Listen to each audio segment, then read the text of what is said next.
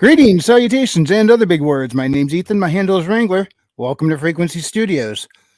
It is Weekly Wing at number 58 here on Rumble and YouTube. And starting off with us tonight, Billy Bobsack. Billy, how are you? Kaplow! Kapla, followed by Stormcrow. The singularity is nigh. You will all be absorbed.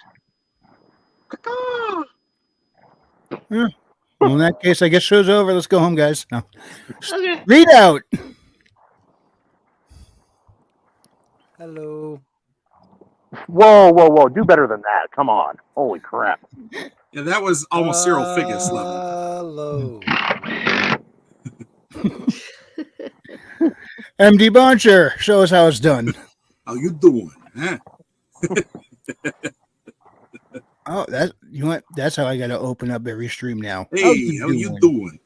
Yeah, you're closer to that than I am, huh? Or maybe I should just do that. What's up? Hey. How corny can we get it? Rooftop kahunas.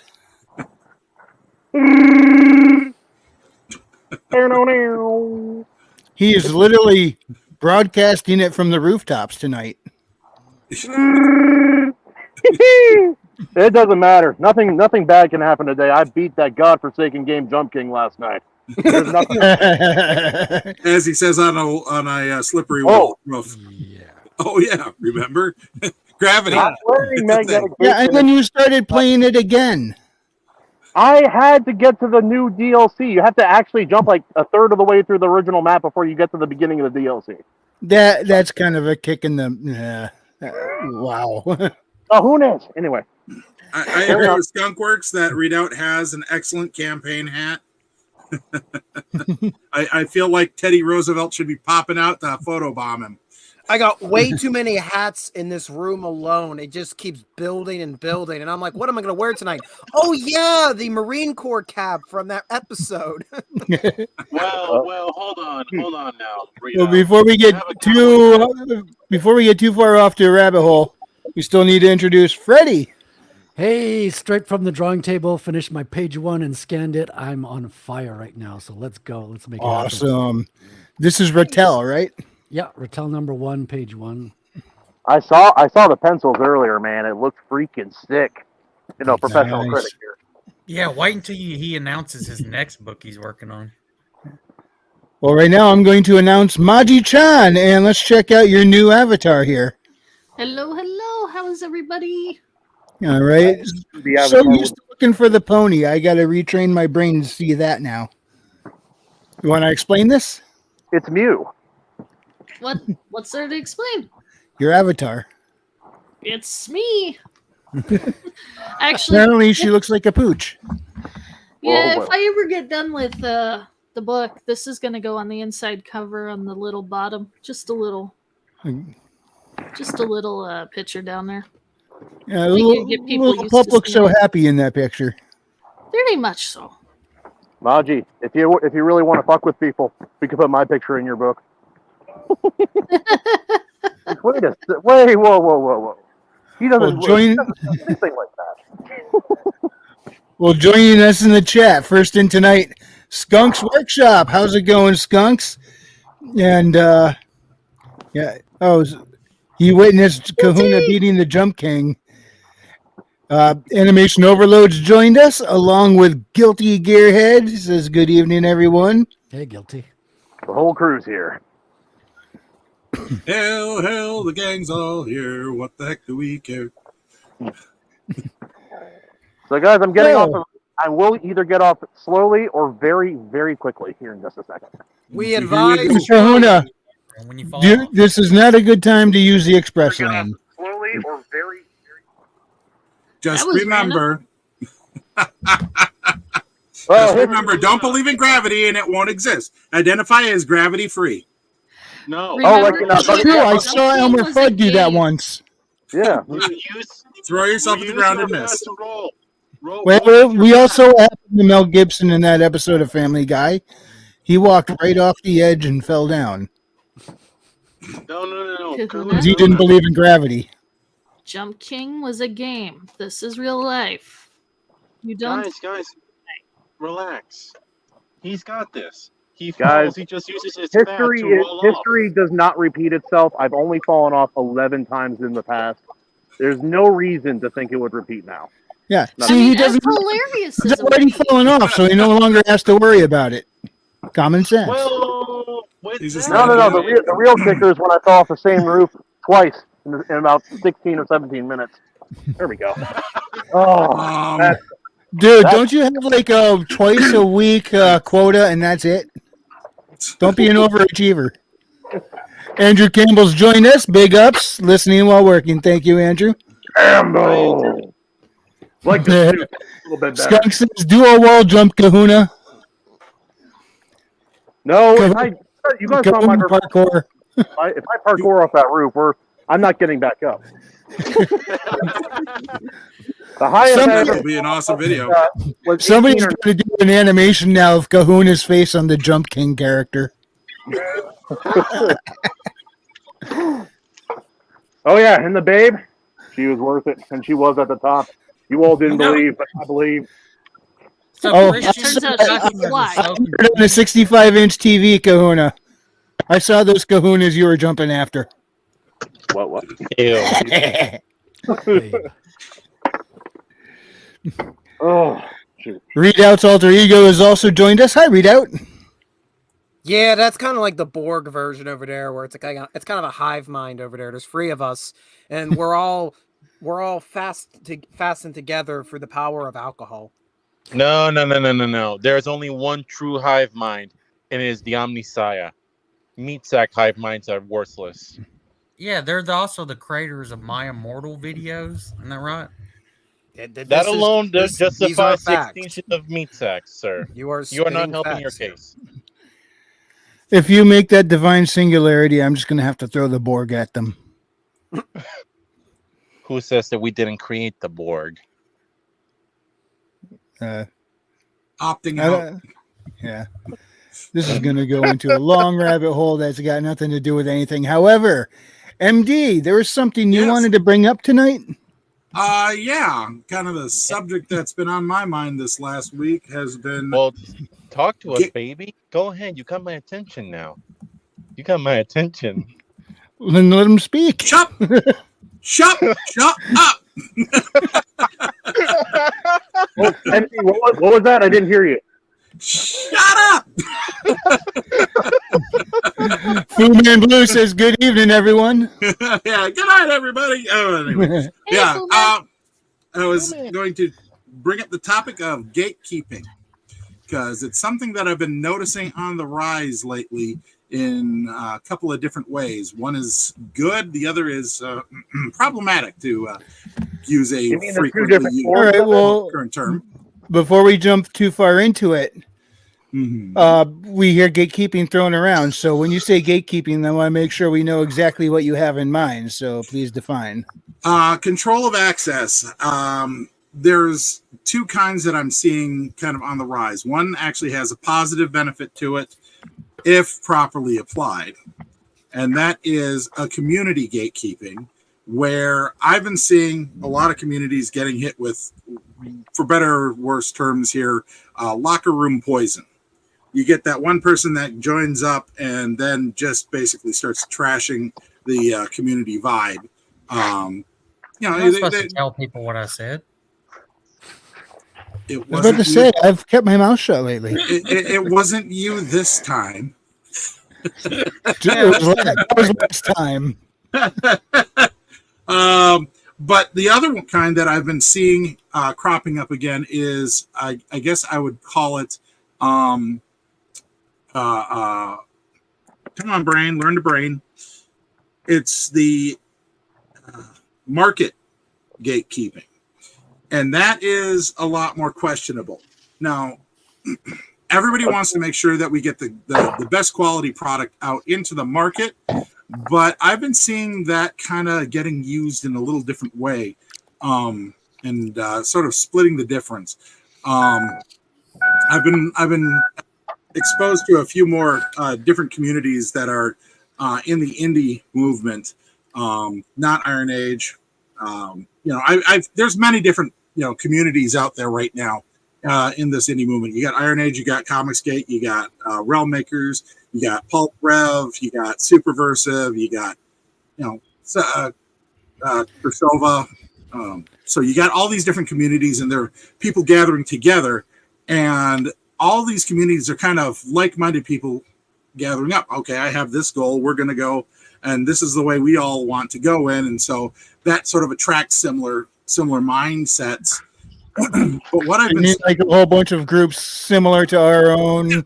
Yeah, all of us overlapping with a lot of common goals. Yeah, exactly. And now you're noticing a pattern. Yeah, and I mean, I'm noticing a pattern that there is a growth of people in those communities that want to start trying to dip into the legalism of what defines their community, what defines their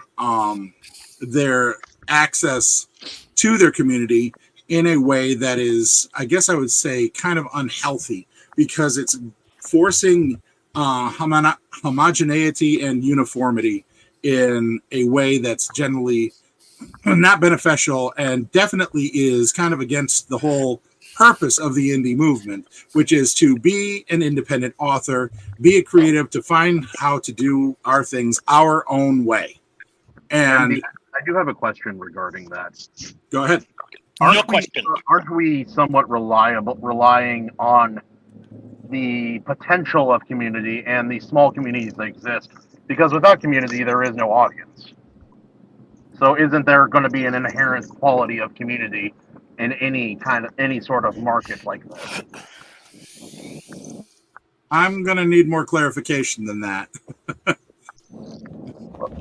Well, I'll let you continue your point, and I'll try to formulate it better. No more questions. Zizo asked the questions. Hey, Herman's going to be my press secretary and fellow thug. Thug him up, Herman. Get him. We have ways of making you talk. Can't keep his butt.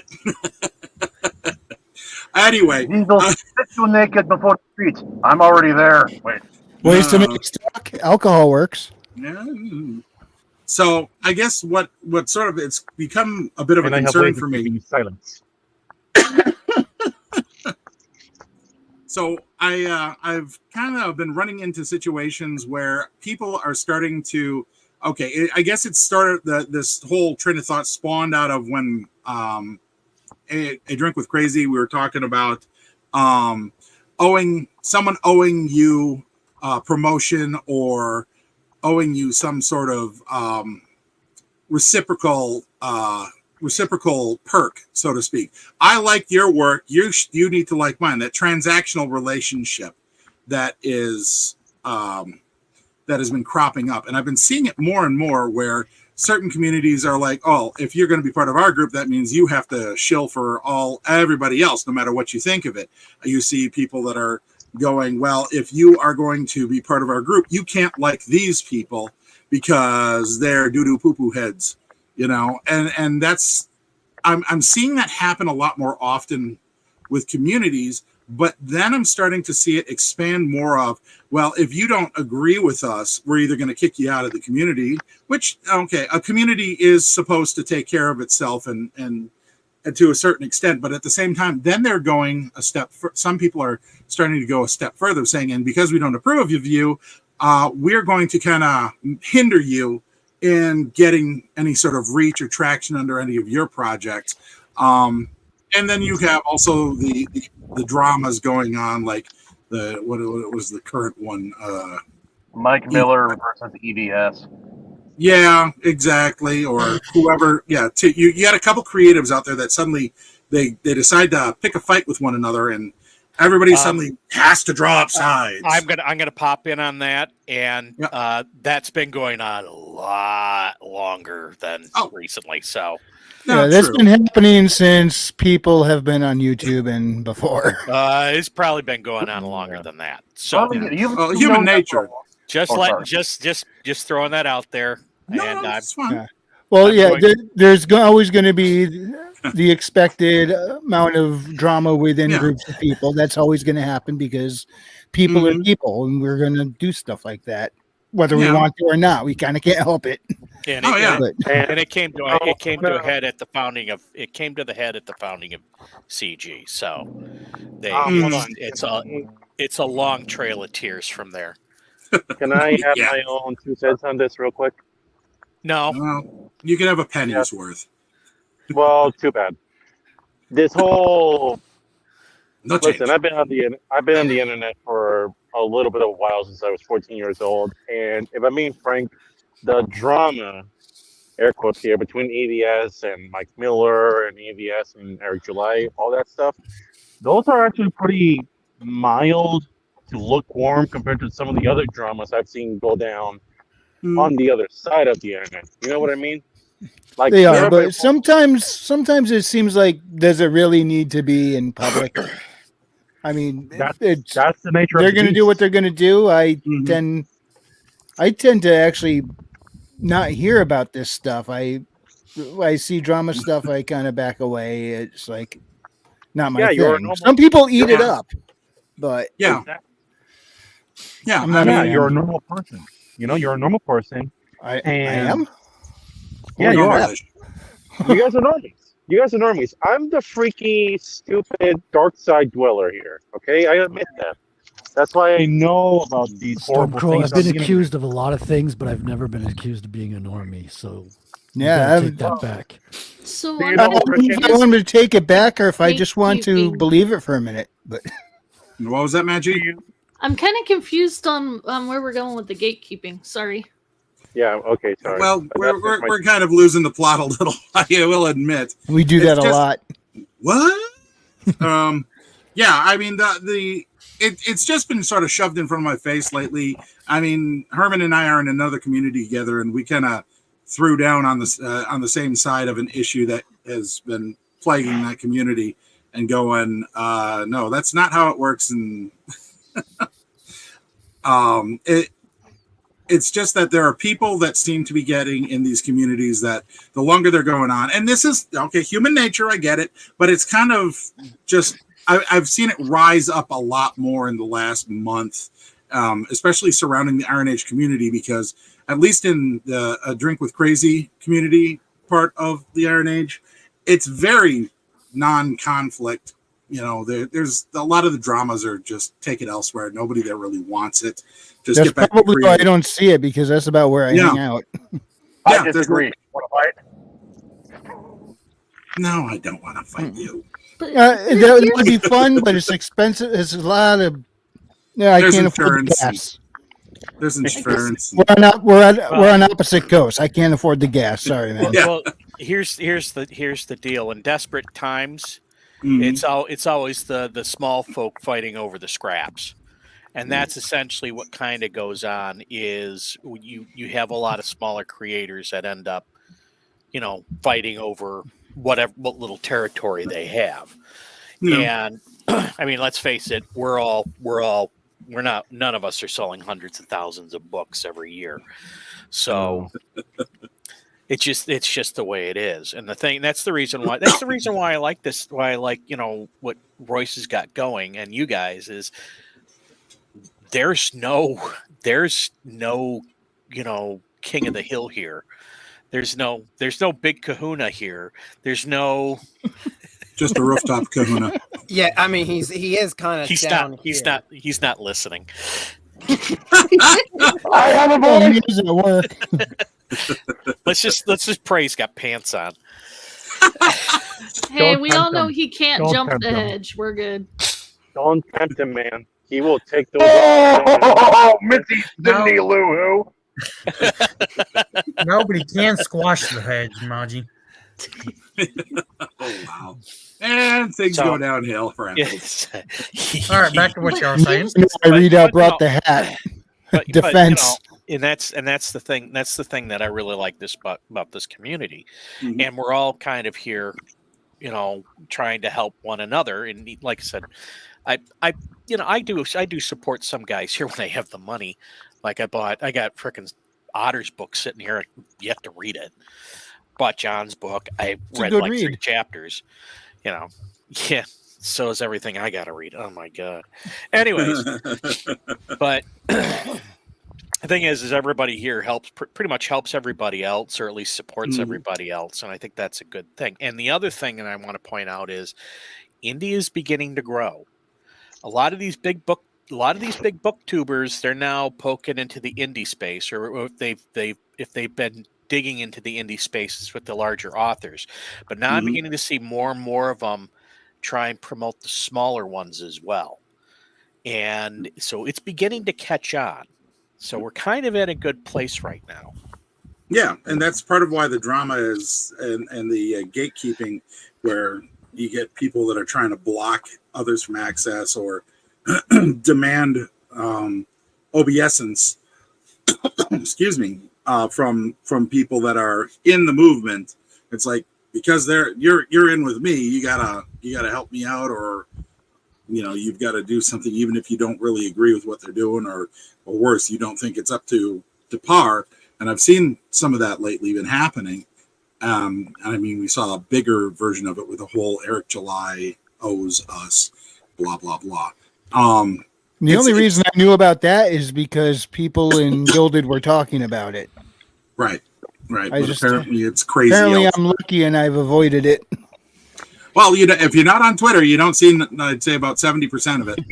Well, that's probably it then, because for Twitter, I have a Twitter. I use it as a bulletin board system. I typically don't go reading through it very often. I'm sorry, TwitX, my bad. Yeah, the X Twitter.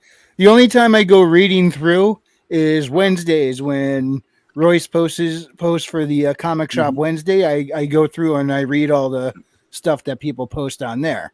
But that's about the only time I scroll through Twitter looking for something to read. But on the other hand, there was a blow up in another community where one of the you get flame wars every once in a while, and TwitX. Yeah, sorry, the word twit stays. So when you post, what'd you do? I twatted. I don't think you're allowed to say that on the internet. But you get these points where people start deliberately trying to provoke and whatnot, and that's where I was thinking about the gatekeeping more as the positive side of trying to keep bad actors out. I mean, we know of certain people out there that have become infamous for being locker room poison, because they like to. Some historical examples of when gatekeeping did not succeed and said worms and parasites ruined something beautiful. I have 5 of them. Number 1, Aeneas Sarkeesian, Video Game Gamergate, 2014. Warhammer community being infected by all the people that are trying to make all the Space Marines lame and gay. Star Wars. Do I need to tell you what happened with Star Wars when we didn't gatekeep them properly? Star Trek. And of course, Doctor Who. Oh, you're talking gay. Or am I incorrect? Put a ticket in, make her gay. Okay, you're talking keeping the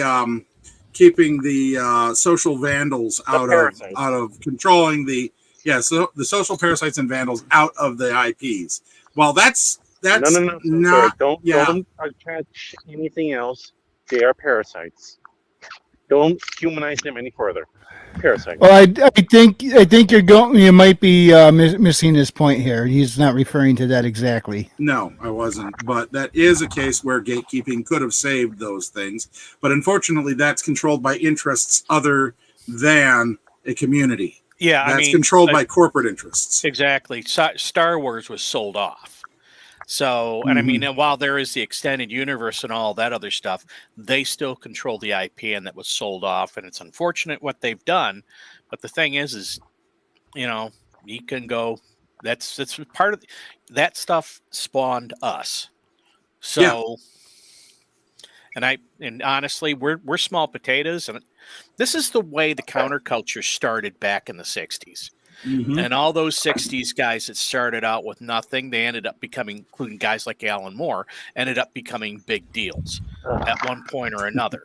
We're almost at beatnik level, though. Well, I mean, yeah, but that's how it usually starts. Yes. And so you just kind of have to be patient because it'll eventually catch on, and people will move away because they want more than, Mhm. you know, back then it was Ozzy and Harriet, and some people wanted some more, and people got more and more into that. So you just, you know, like you say, you got to kind of be patient with it.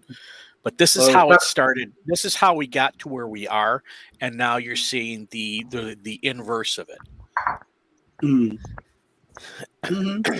To answer Guilty Gearhead, I'm sorry, I guess it was Andrew Campbell put it up there with the whole gatekeeping from the fan realm.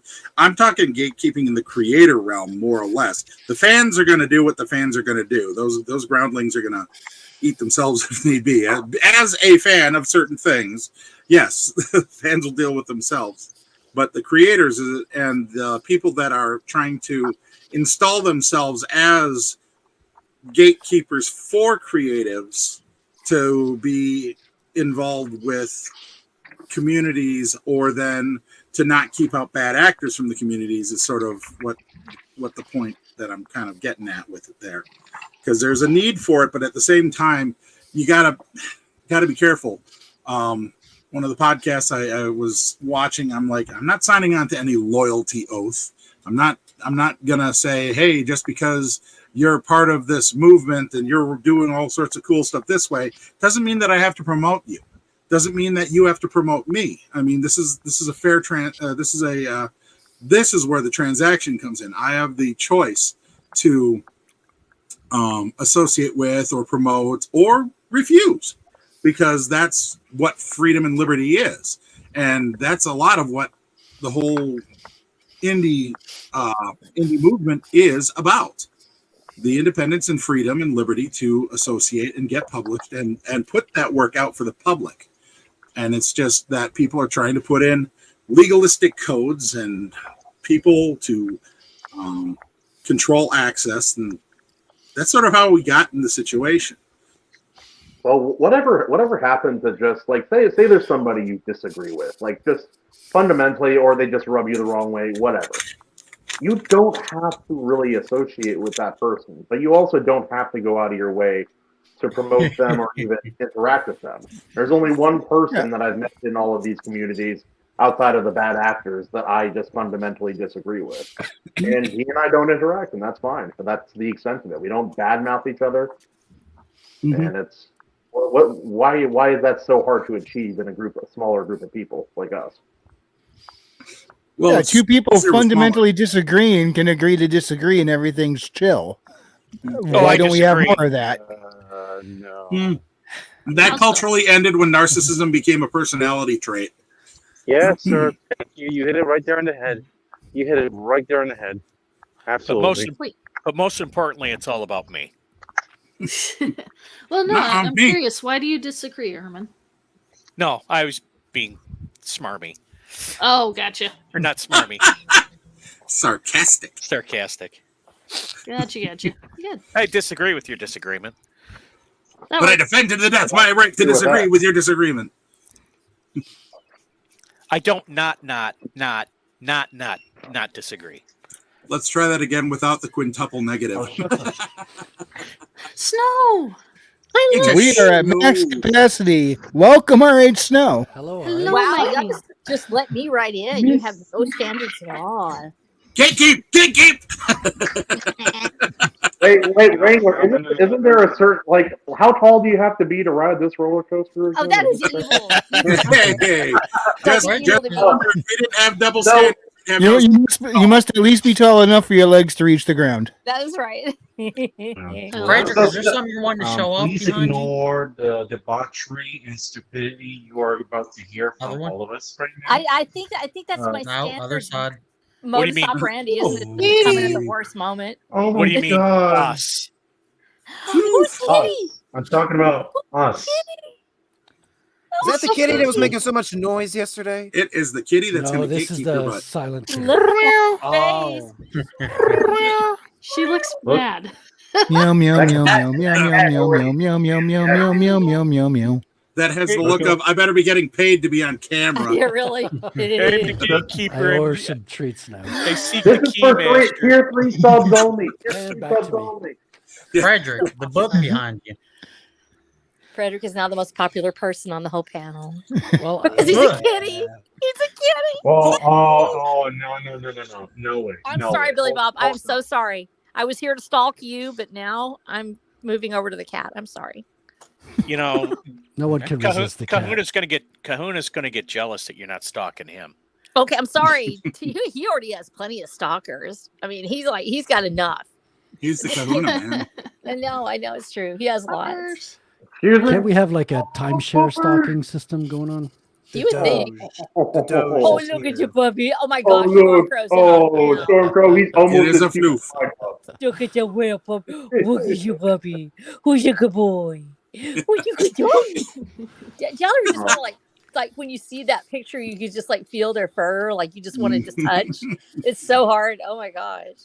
It's funny you say that just my when Kahuna son. comes home.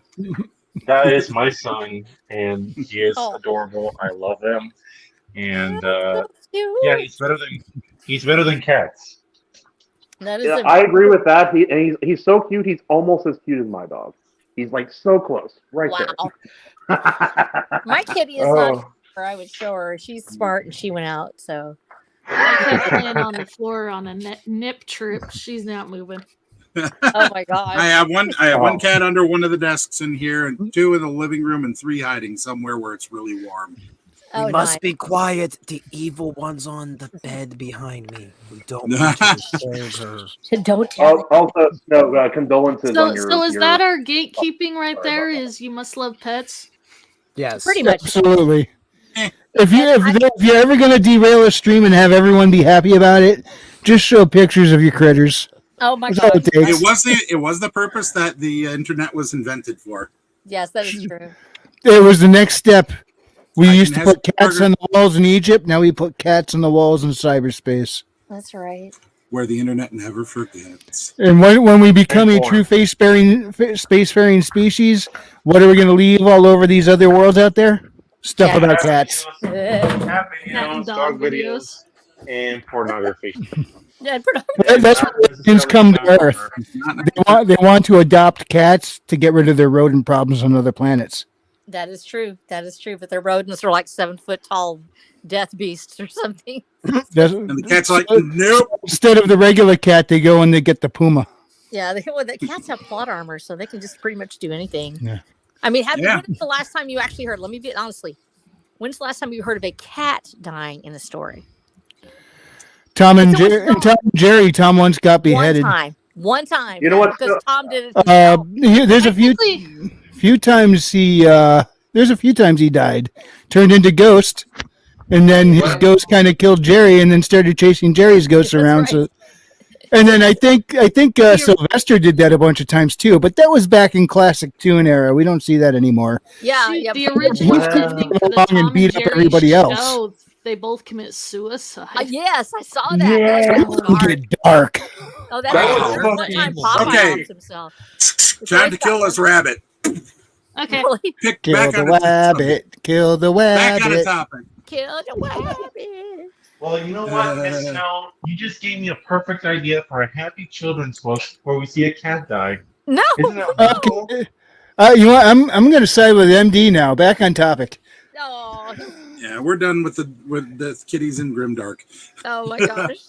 Because the cats are always in charge. That's why. They're the ones We that aren't talking about killing cats in every book we write from here on out. It's just, we're not going to talk about it. Yeah, Yeah, fuck cats. They're fucking evil. No, they are not. Okay, No, gatekeepers that's, went off. that's enough. MD. Gatekeeping. How does this work? There's more than one way to skin a cat. Yeah, first throw Stormcrow off the channel for not liking cats. There's some gatekeeping for you. Yeah. Whoa. Yeah, dude. I'm gonna come back. Yeah, back. just like a cat. They're like- Frederick, the Anvil book. Yeah, go ahead. Pimp that book. The Anvil book? You mean the issue number 3? Yeah, the one with Yeah. the pages. Yeah, so I've got a comic book, an 8-page comic in Anvil number 3 coming up. So Oh my pick it up, gosh. read it and tell me Yeah, how I don't how think you we're like it. supposed to see that yet. No, Oh, I'm it's not going to fantastic. show you, but I'm going to show it. That's right. So wait, are you sharing page space with AC? I know he has one of his comics upcoming here soon. Yeah, Luke Stone has a is drawing the comic with AC. That's right. Oh, that Oh, is nice. Is he the one who does Stone Toss comics? I don't know. He's the one that does Fund My Comic, and he has Yeah, he's the one who Yeah, Luke runs Stone. my yeah. comic. Luke, yes, Okay. Fund My Comic. Yes, and he does He's Nerd so busy Bacon on shilling the Thursdays. website that he doesn't shill his own comic often enough. Yeah, he has gorgeous comics. He really does. They are absolutely gorgeous. They're beautiful. True. It's amazing. He worked on Chrome Dog as well, so Yes. that one's out. Oh, there's so many wonderful things out there right now, and Fund My Comic has just been a leading light. If you haven't gone up there, look at it, because it's a great not just a backup, it's actually a great plan for a future plan, because we talk a lot about having alternates to Amazon and to major platforms. It's always important to go and do that first before you need it. So go up there, take a look at Fund My Comic today. He's got a lot of great stuff. Good point, RH. Always dig your well before you're thirsty. That's Well, right. don't you have the digital store there for all Yeah. yours? Yes, Yeah. I do. I have my super secret. Actually, if you look at my Not link so page, secret. it's right at the bottom, and you can go and get the whole series for what is it, like $5 or something? So I just put it there because I knew there might come a day when somebody would look at my series and go, "Gee, that seems sort of seditious," and it's considering the events of this past week, it's entirely possible. And so, Oh, what happened this week? it's a thing called Texas and going up against the federal government and all that sort of Oh, stuff. that. Yeah. Don't I'm worry, gonna don't worry, pretend West the razor Virginia's got your wall back. issues. Miss, no, I forgot. You're in Texas. Yes, that's You're right. seeing the beautiful. You're seeing the most beautiful Texas. thing I've ever seen in my life. Everyone fighting and ready to kill each other. No, I we're don't. not I don't condone that. No, I don't care. You're We know. hopeful. You just live in this weird comic book world in your head. Well, we all live in a comic book world to a point, but I mean, Yeah. your mind's in it all the time. This That's right. does give me a wonderful opportunity to So, read the MD background, Oh, which sorry. has the quote. MD Herman. We were talking about gatekeeping and the No, proper. I'm willing to, no. I'm willing to let readout go here. Yeah, Oh, you want to hear the We're talking poster? history and Civil War. Oh, yeah, I Yeah. love the. Yes. So I I pulled love this war. post. I pulled this poster out after owning it for 2 years. Oh wow. I think they bought it in Gettysburg. It's a reproduction of one of the six. I think it's for the 69th Pennsylvania. Not Really? certain. Oh. It's a recruiting poster at the very start of the war, and I kid you not, the quote is "No compromise with traitors and no argument but the cannon mouth." Oh yeah, it's pretty straight up. Perfect. Kind of goes a little hard. Perfect. What That the is message is perfect, really Ralph. unclear. That is I perfect. wish they wouldn't be so vague. You need to get yourself a kepi on instead of a campaign hat. I have to keep it vague because we're on the tube. Yes, that's Right. true. Read out. It's read not out. really that vague, though. If you look very closely at the image, you can clearly see who's being bayoneted on this poster. Yeah. I'm just saying, it's not really in vague. Minecraft. In Well, Minecraft. technically, it's history related. Is it really it's have to be censored if it's history? In It's Minecraft. blurry. Yeah. Tube, It's yeah, YouTube. on the tube. I call it the tube now Hello. because I'm weird. Tube me. Hello? Tube. Tube. This Hello? is 2024 calling. Yes. Broadcast yourself. We have no sense of humor, and we demand ideological purity. Sorry. There's Then you come to the wrong place. I was going to say, hence why we're on the brink of a civil war. Yes. No, let's be serious for a minute. Please, Bouncer, I'm sorry. Please continue your topic. I'm sorry. You're perfectly safe. Well, unless somebody wants to talk a little bit more about the dangers and the uses of gatekeeping, I think we're pretty well done with that. Well, okay, let me just. What do you think is a good way to balance things out here? I Yeah. don't have an answer. I don't have a good answer other than you deal with bad actors when they get involved in the community. Damn it, man! Why are you here? No. Well, part of it is you have a trusted circle of people that we have. Each of us has our own circle. Whether or not we admit it, we have our own circle that we move through, the people that we know and we trust. And then there's kind of like what you actually see with Twitter circles. You have an inner circle and an outer circle, and you have people in between. And then you have a greater overlaps. group of folks. Yeah. And so when we are doing the real gatekeepers are ourselves. We are ourselves the gatekeepers of our own world. And so when we see a bad actor on the outside, and I say a bad actor because each one of us has a different definition of that. For me, a bad actor is somebody who comes in under the pretense that they want to help or want to be a part of a community, but in reality, they are there to do somebody else's bidding. And when I see something like that, where there's somebody that clearly seems to not have the best interest of a group in mind, when they come in saying they want to be a part of it, my intention usually is I talk to them directly and I say, hey, what are you up to? And if I see that, and then you might go to a trusted friend and go, hey, I'm not really sure about this person. I'm not sure what's happening. You go to each other and you talk a little bit. But when does it become gossip? When does it just become being ugly behind the scenes? You have to have your own heart in the right place to really be a true gatekeeper of your own spirit. So in reality, we need to gatekeep ourselves. We need to say, hey, I've got trusted people in my life, and these are the ones I trust. And if somebody violates my trust, then I just don't deal with them anymore. Yep. The problem that you get with that is when people are being forced to remain open, lack of borders. Not that is any sort of tactical thing. Yeah, it's amazing how those things are actually paralleling each other right now.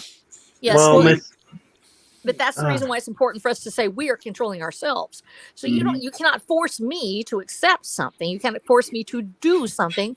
I can agree to it, or I can agree to not do it. I can say I'm not going to get involved with that. I'm not going to do the things you are doing. You may say you can't be part of the group anymore. Well, I'm not that part of that group then. That's who I am. I will continue to be me. And if I have trusted people who are with me and we have continued to maintain our own bonds and our own ties, our ideas come with us.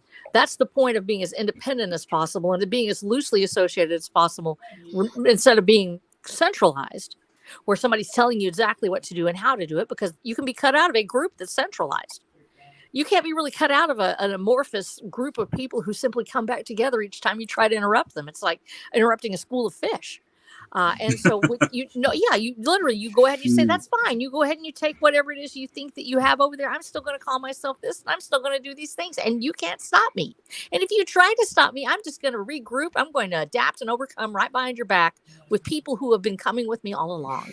And you will be over there doing your thing, and I will be over here with my friends. Leave it to the queen to bring everything back around on top. Did I do it? I'm so proud of myself. I had no idea what we're up to tonight. So. No. It's interesting though. It's interesting though that and how you bring it up, but that also dovetails into one of the dangers of that kind of decentralized control and gatekeeping, and that is the rise of cliques. I have unfortunately been in one community that the cliques have kind of taken over, and when money and prizes and awards start getting involved, those cliques get kind of stabby. And that is part of the problem. They start deciding who's allowed, kind of like if you have yourself awards out there and a clique is in control, and the clique gets in control of that award ceremony or awards voting or whatever, then you're pretty much dead. I've seen them where basically the people judging it are fans, hardcore fans for certain authors. Nobody else gets through that embargo. The worst case I ever saw was one award that had one guy nominated 3 times for 3 different covers. Wow. And the way we usually handle this actually in the classroom, and let's talk about it from a facilitator viewpoint. I was a teacher for many, many years, and I've had my certification. One of the ways you do this is you try to encourage people to freely associate. That was my job as a teacher, to say, go and find the people that you love, that you want to be with. And at the same time, you encourage intermingling of those groups. You say, hey, we're going to work together. We want to have a goal. How do you do that? Typically, you have a person that goes from group to group. They're called floaters.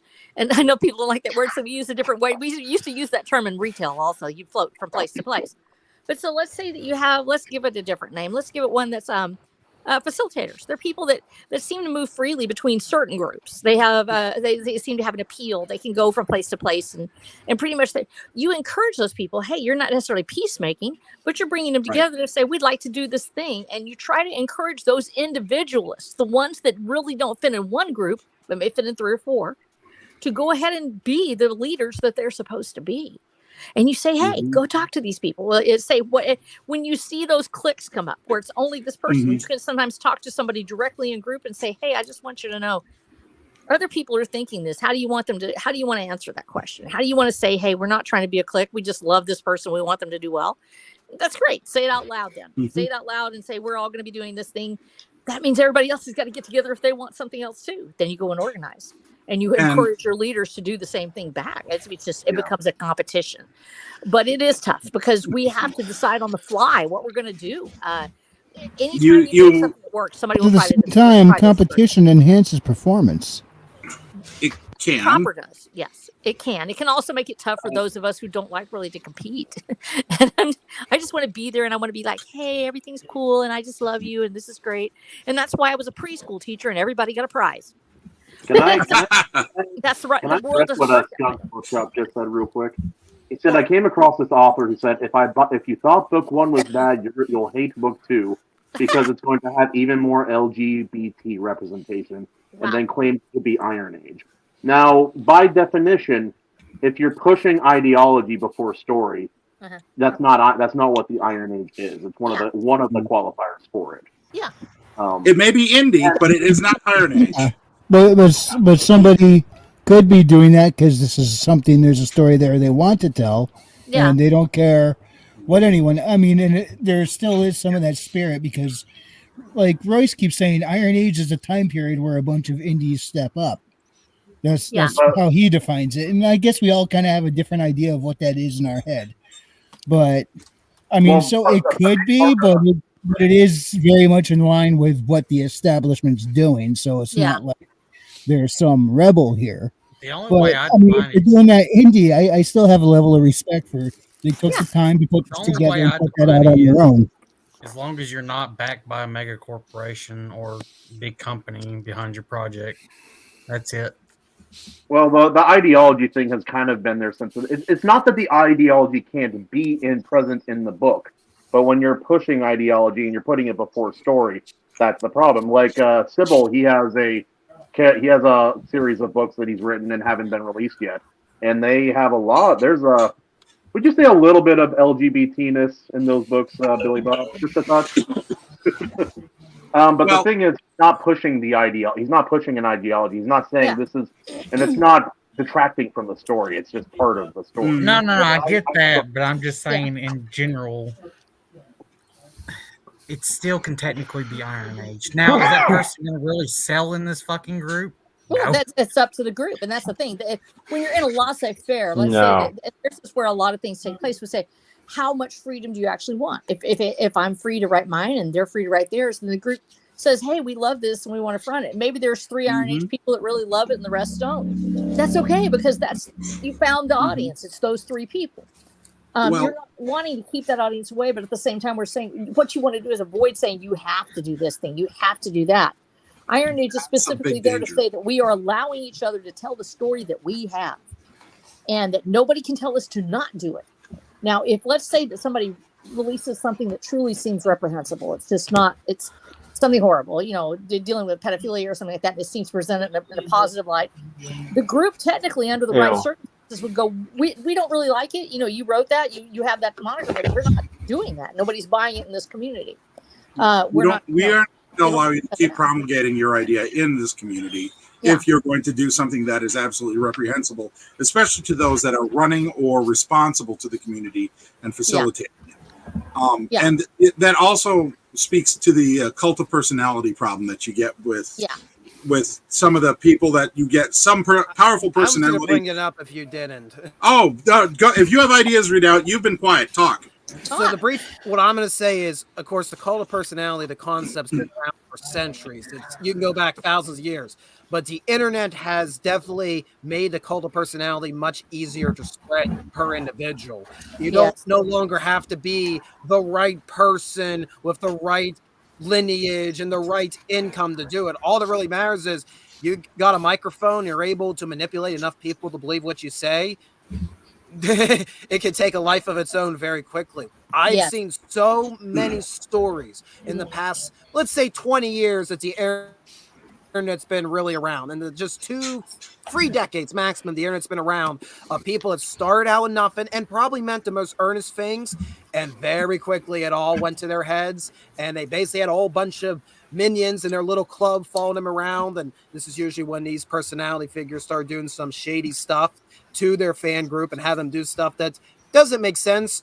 And Then it ended up destroying everybody's lives, the leader of the cult and everybody underneath. So the problem is the internet has inflamed the cult of personality. I've seen, again, so many people that start off with the best intentions and then just completely become obsessed, and they make their little cliques and they turn into armies and they go fight another army for another cult of personality. Online armies.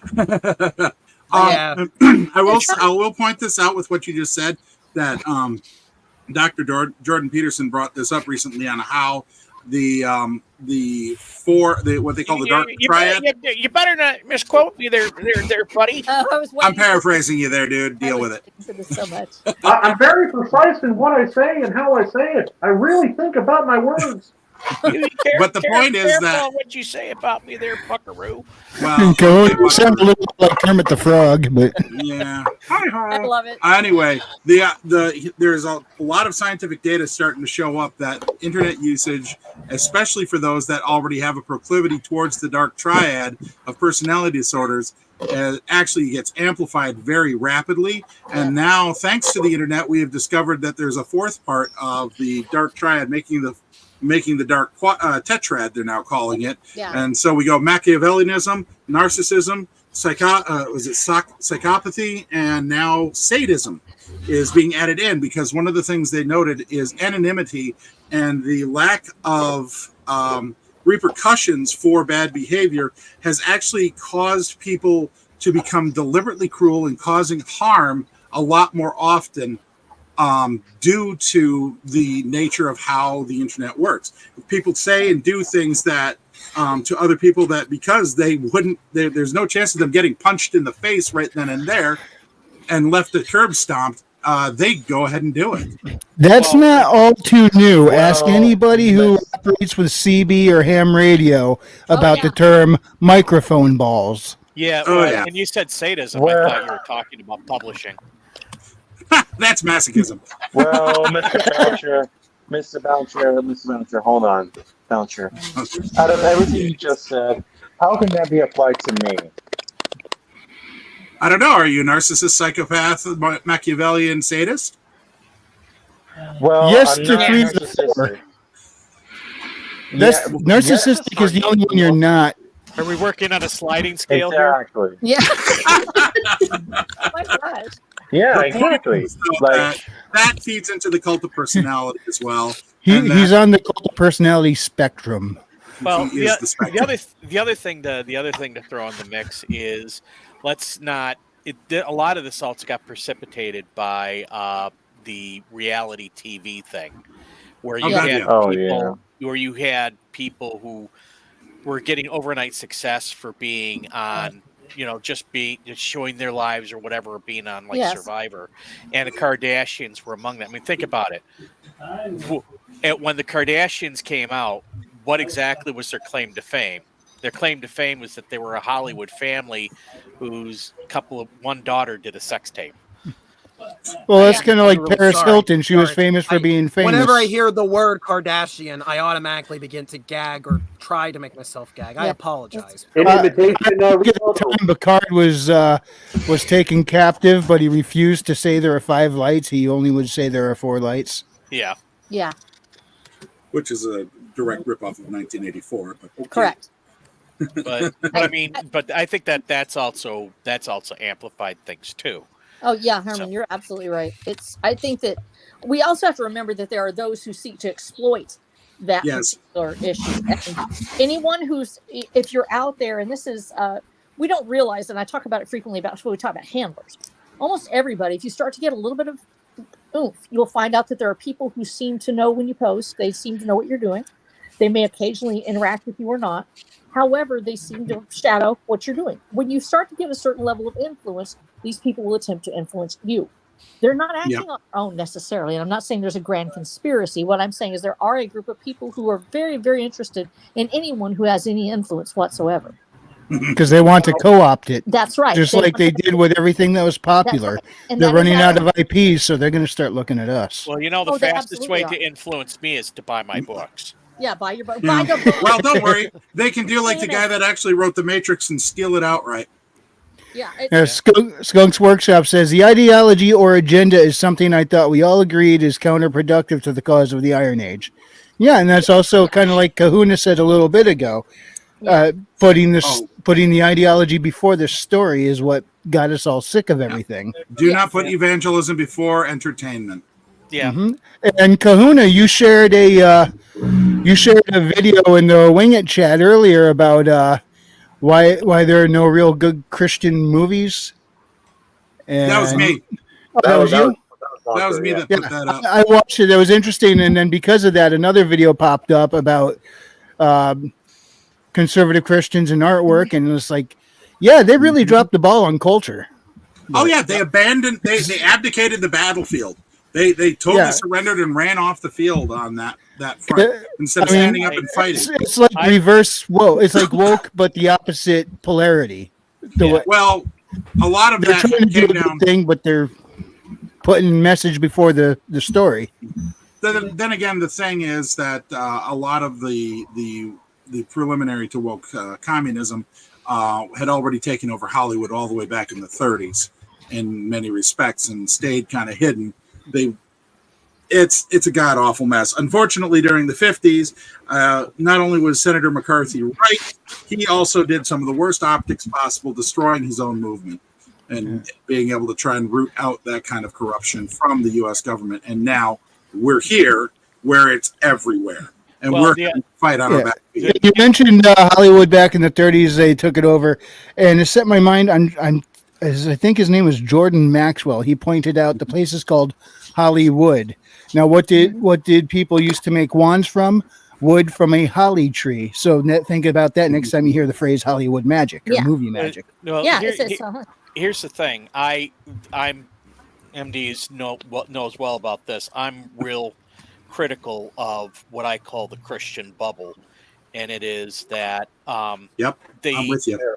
That instead of trying to engage the world, a lot of Christians have withdrawn, and they've withdrawn into a bubble. And I rant and I rave about and rail against that. Oh yeah. And the end result is that all you're doing is you're just letting. You're basically letting whatever dry rot or whatever disease exists in the world to grow.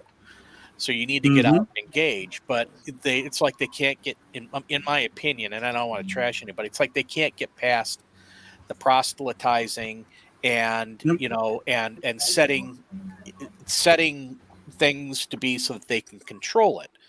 And even with that, you start hearing stuff about how Christian music gets made, and you start beginning to quickly see that it becomes very corporatized and it becomes very static, and they don't like people who go outside the boundaries. Oh, they get mad. They get mad at that. Like it's even worse. Like on a consumer level, for a while they were saying, "Hey, you can't buy this Christian song, even though it's a good message, because the people who made it have an agenda." I'm like, so the song is biblically and according to doctrine sound, and it's good, and it like gives glory to God. But you cannot buy the music because the people who made it they have an agenda of some kind. I'm like, what in the hell, dude?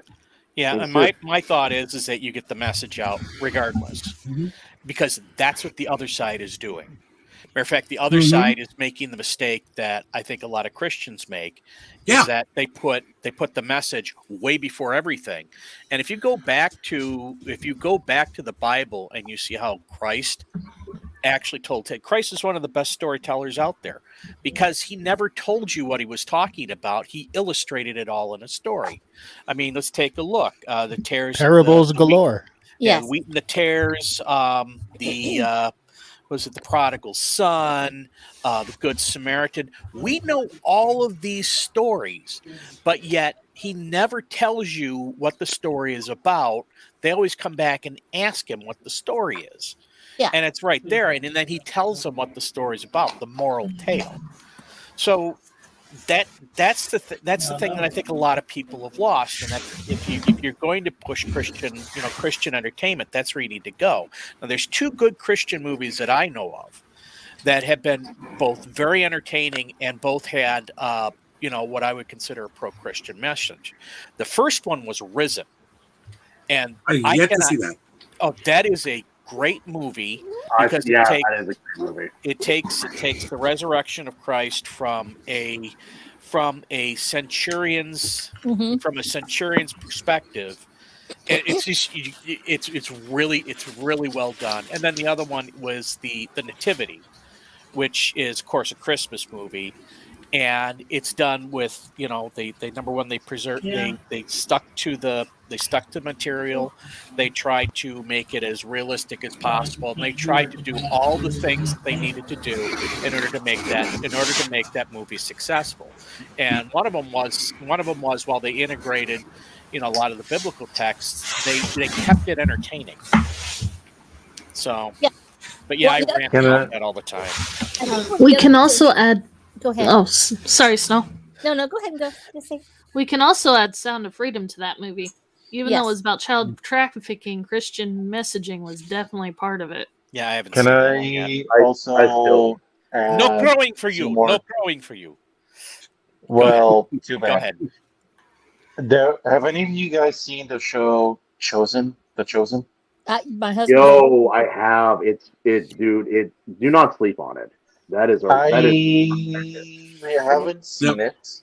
I've seen DVDs of it in Walmart where I work, and I'm more affected of the fact that like most Christian movies suck. I'm sad to say, so I kind of stayed away from them. I'm sorry, it's just the truth. But I tend to agree with you. Besides Chosen, what there's I'll say is also that people who are not Christians and are not religious in any way still love the story along with Christians. That's just I can't remember. I can't remember which Hollywood screenwriter said this on one of the podcasts lately. He said, if you propagandize your audience, even if they agree with you, they will reject your movie or your book. Yeah, They will not take it. They'll spit the hook. Do not propagandize. Yeah, they see what's happening outside of it, and they have a tendency, even if they are on your side, they'll think, why are they trying to tell me this now? Why are they forcing me to see this?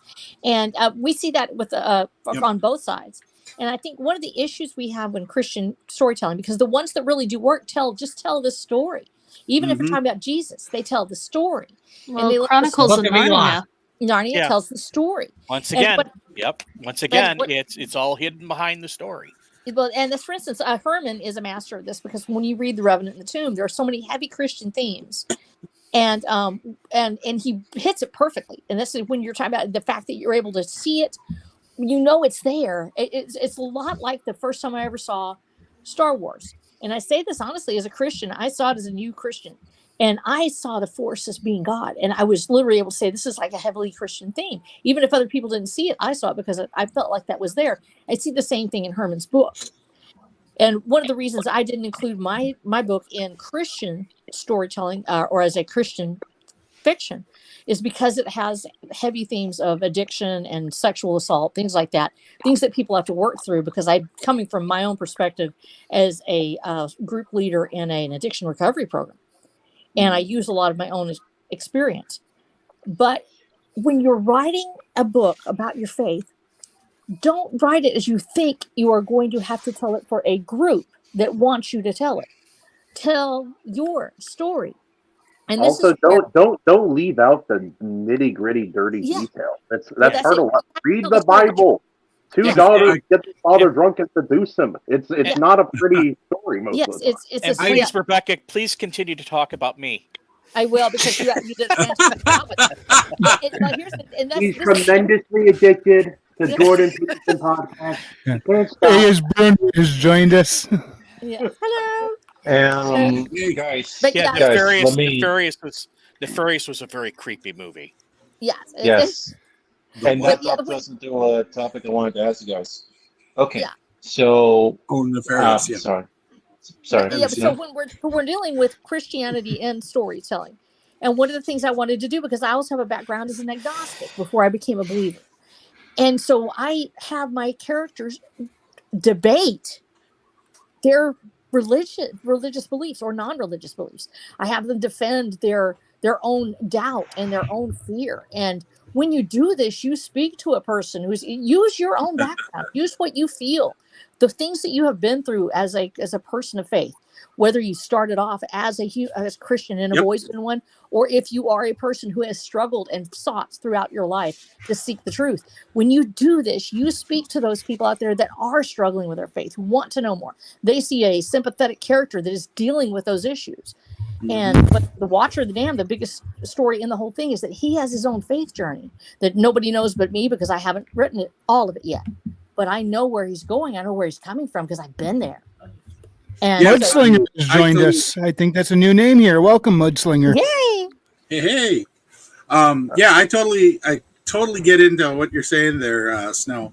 That's what I did a lot with my Akinawazi saga, because that, and I deliberately put in, since all the supernatural is based off of spiritual warfare, exorcism, and deliverance ministry, I shoveled all that in because I had an even worse past than just agnostic. So I used that. Well, actually, I should say God used that. But I wanted to tie something in here that was brought up earlier by Readout, and that is that the same mistake that is being made by a lot of Christian authors and movie producers and stuff is that they forget that they're an entertainer first and foremost, and that the message must take the back seat. It can be there, but it cannot overwhelm or interfere with the telling of the story. I like to call it sanitized for your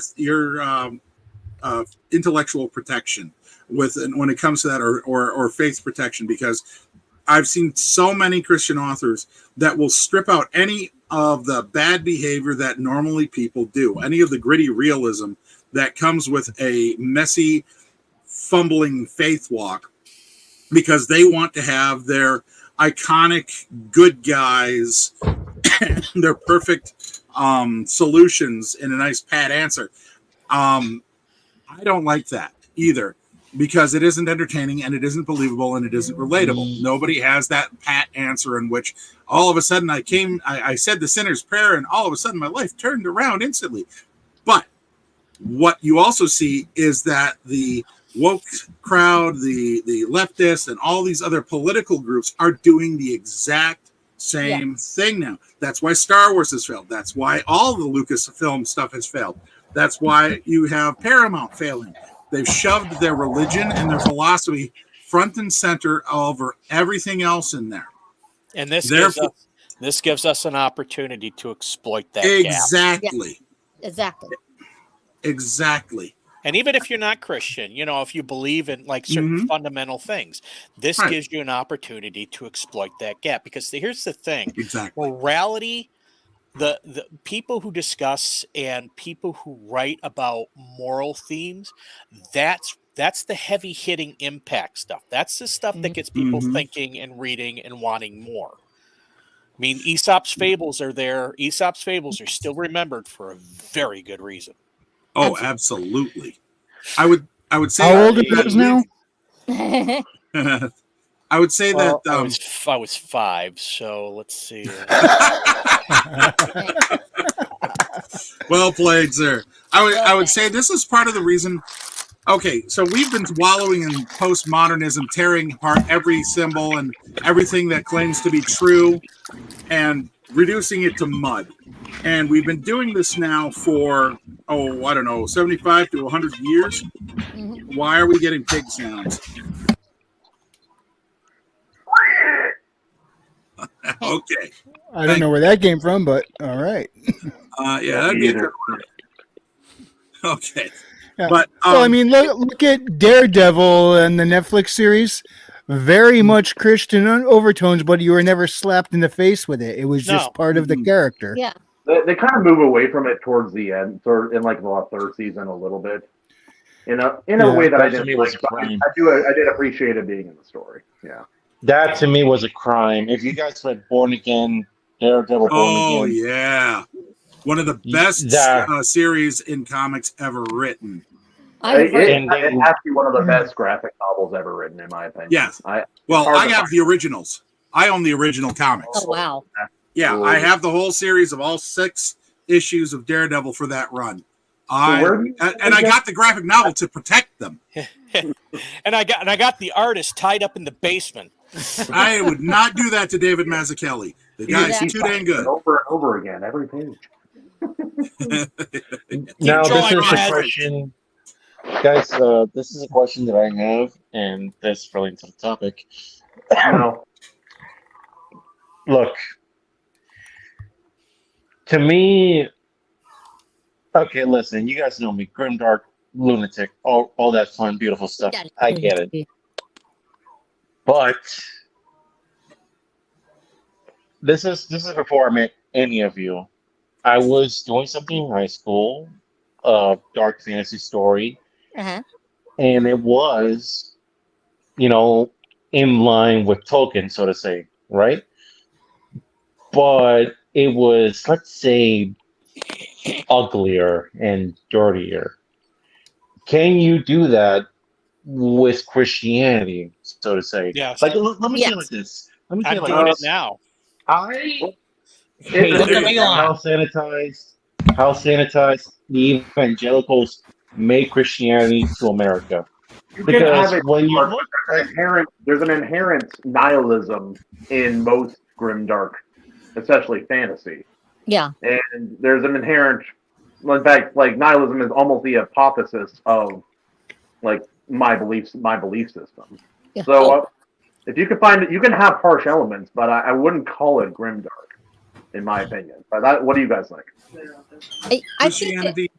Go ahead, Sil. that was the question somebody had for me. So if I'm grimdark, does it count as? But does my stuff count as grimdark? I would say probably not, because there's an element called hope, and as being one of the triad of faith, hope, and love, those three things are in there. Even if you live in a grimdark, that's the secret. That's the whole secret. We live in a grimdark world. The reason we survive is because of those things. So you can still have all this gritty realism. You have not lived. You have not actually lived in this world until you have watched somebody with an addiction put it down, struggle with it, pick it back up, and then put it down again and walk away forever because they finally figured out they could do it. That's hope.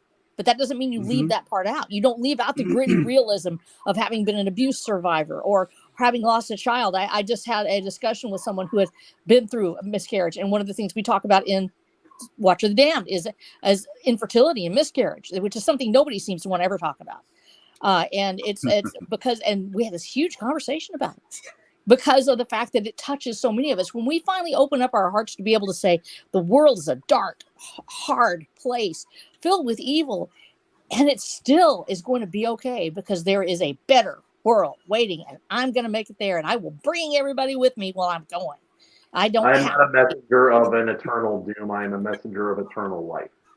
Please, God, Kahuna, don't take a shower now, or worse, or worse. I'm gonna put this Just out here. Raising my hand here on that one. Yeah, I'm gonna put this out here for you, Stormcrow. So I deal with a lot of demonic and interactions and stuff in my books. I've been told by several Christians that is the reason why they will not read those books, is because I deal with possession, I deal with exorcism, I deal with falling into sin and dying in sin by choice in the topics of my books. But at the same time, all throughout the whole thing, because of the nature of the way the story is done, there is the good news everywhere that salvation is possible and salvation is there. And that I'd have to say that Christianity is antithetical to Grimdark, because Grimdark has no hope. Grimdark ends in damnation, while the Christianity does not. And that, even though you can have the grimmest, darkest, nastiest sort of scenario, in the end, there is a way out for those that want to choose it. And that is sometimes best illustrated. Take a look at the end of the Screw Tape letters, where the patient dies and sees his tormentor in the form of Wormwood for the first time. And love that book. That's the hope. Absolute triumph. Yes. That's the hope. He slips through the hands of the devils and is taken up unto God. He is now freed from this veil of wrath and tears. And that is why you can't do really Christian grimdark if you are being honest about the Christianity. So But if you stick truly to both, they're incompatible. if you forget, I was going to say, if you leave Jesus out or God out, you end up with a German angel film. No, I think this is the reason that we need to challenge genre. Who created genres? How did they suddenly become so rigid in their thought process? One of the reasons why is because Amazon would like to sell them. Nothing's written in stone. Had that been done, Tolkien would have never written Lord of the Rings. Genre's been around since the Dewey Decimal System, just to be honest. Yes, but however, it doesn't mean that we have to stick with it. Create your own. If you have a terrible dark world, if it's a grim dark world with hope at the end, you're looking at Fallout 3 when you make that choice to go ahead and go in and turn off the nukes and set everybody free. You die at that point. It is actually one of the most hopeful endings that ever has been put into a video game, because it is about self-sacrifice. Too bad that the developers forgot that like the Brotherhood of Steel aren't like the good guys. Yeah. You find out on your own what you believe, and you actually work your way through it. And if you work your way through those ends, you find those. But that's one of the reasons why romance is suffering in genre right now. Because it goes strictly by a formula. You have to do it this way and this way and this way, and it is written antithetical to what men usually want to read. Certainly, it's antithetical to what a lot of women want to read.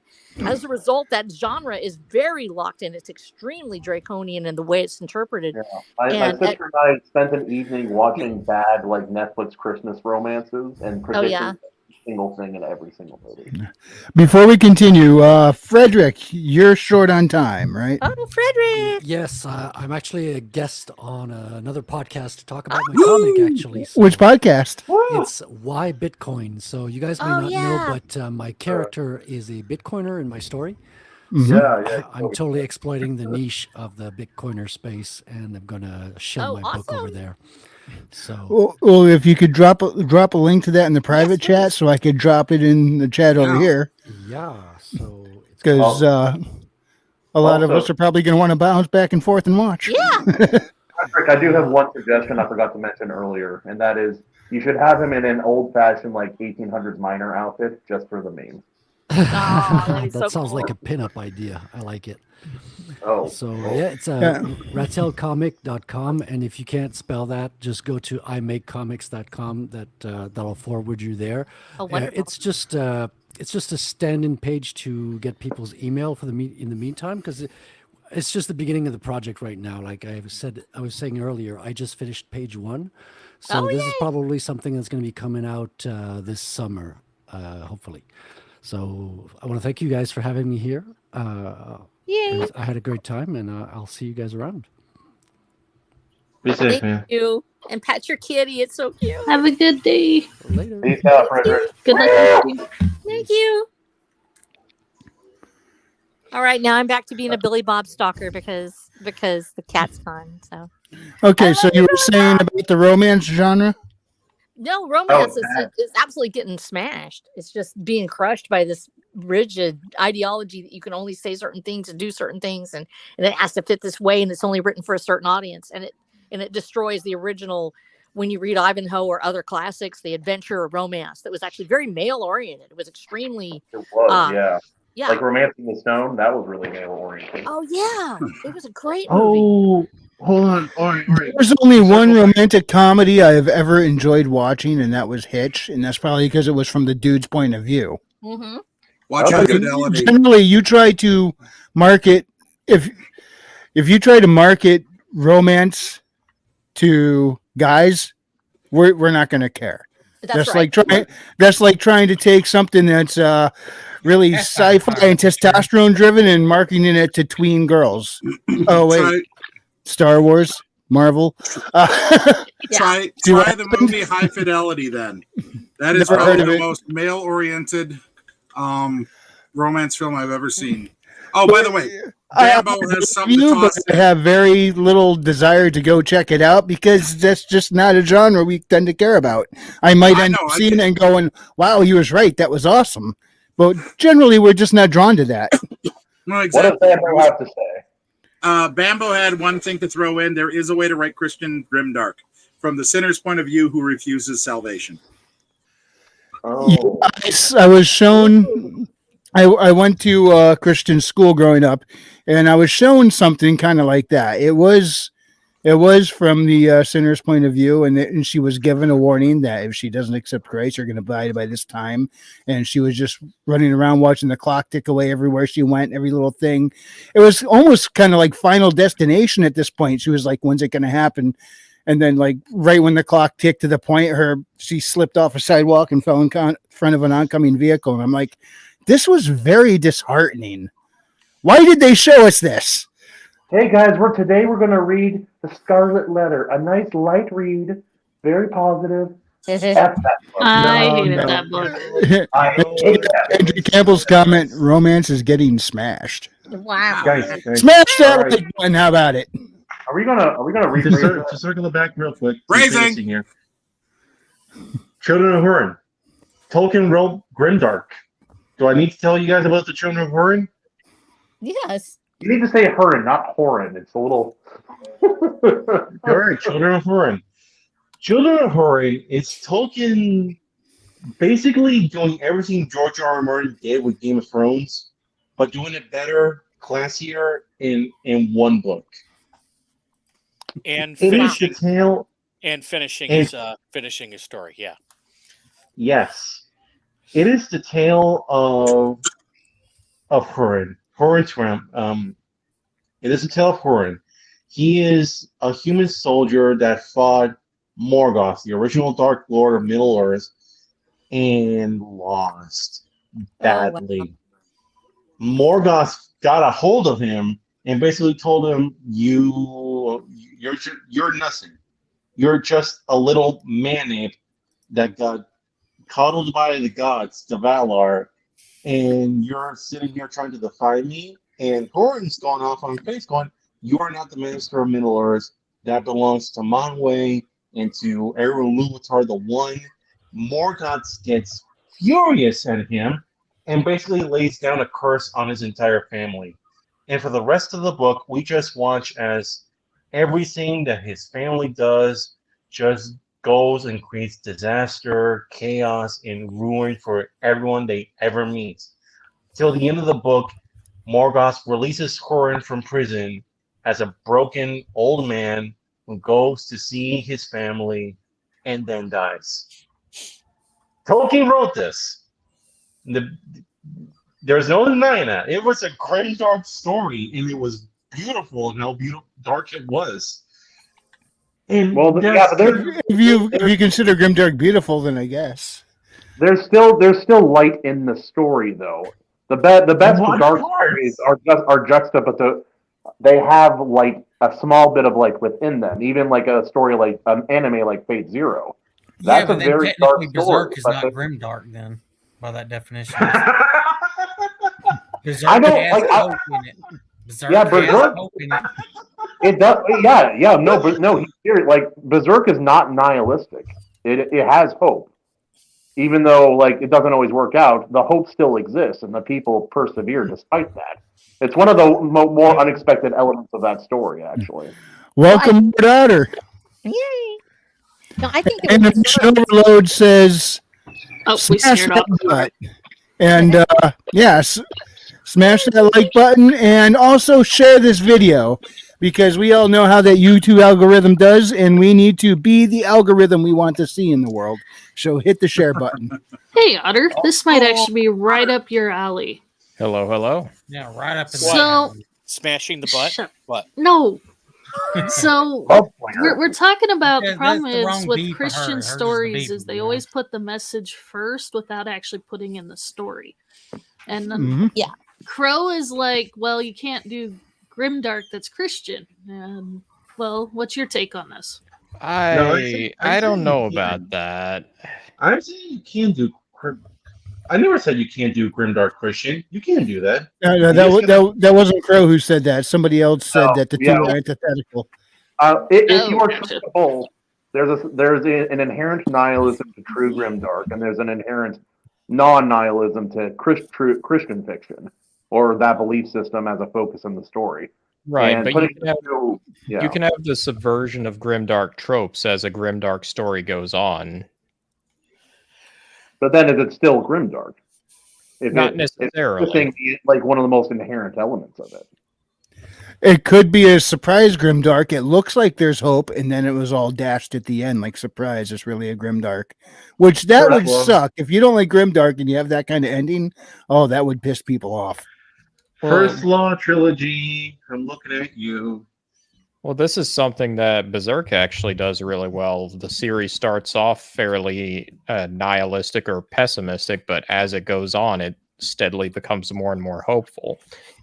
I guess you could say it becomes less grimdark, but a lot of the staples are still there. It's still harsh and it's still horrifying, but Right. They're It still goes from grimdark to more of like grim bright, I guess, which is weird to Grim say bright. for something. It's I weird to love say for that. something like Berserk. I think that's where Berserk actually shines. I have not read it, and this is me being honest. I don't have much time to read right now because I've been busy writing. That story is very, very unapologetically harsh. One of the harsher stories I've ever read. So It's one of the harshest stories I've ever read. I'm let's gonna talk go about out why on a people limb love here it. and say Hold up. that I read something harsher. Grim hope. Oh, I you think said this- you used to, well, you're part of a program to help women, like assault women. Yes, or I sex, actually drugs? I've worked as a group leader. Yeah, for, there might be women. stuff on there that would actually really get to you. I'm sure it would. Here's the thing: is that we have to be honest in the story that you are telling, and we want to say that not everybody's going to tell Berserk the way it's told. But one of the reasons it resonates so well with men is because it touches on themes that they have to sometimes they see or they hear somebody else talking about, and they don't really know how to approach it. Berserk just throws it in your face and says, here's this thing. This is what happened. You had a friend and she went through this, or you went through it yourself as a man, and you have to deal with these situations. And it allows that growth. It's not just look at this thing and it's horrible. It's look at this thing and see what Guts does to overcome what's happening to him. And he goes through a very dark period. He goes through that dark night of the soul. And we have to, that's one of the reasons it is so appealing to so many men. It's because it deals with it very upfront. Now, this is spoken from a place, whoever is writing Berserk the author speaks to it from a place where he is able to present it realistically. It is not just for show. And when we're writing our own stories, I would probably not be able to write Berserk. I wouldn't be able to write. We've talked a lot about McCarthy. Let's try it again. Cormac McCarthy. Thank you. Just his name. All I think of is spices because it's McCormick. And so I wouldn't be able to write, his stories the way he does.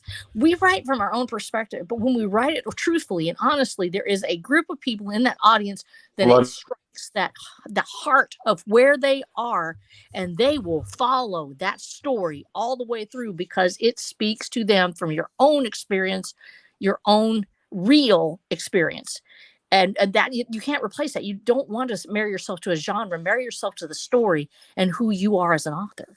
Yeah, indeed. One thing this is a big reason why I think people really connect with Berserk, because at the end of the day, it really isn't about the grim dark stuff that people love reading it. It's because at the heart of the story, it's about a loner who's just trying to kind of like make a simple way through the world.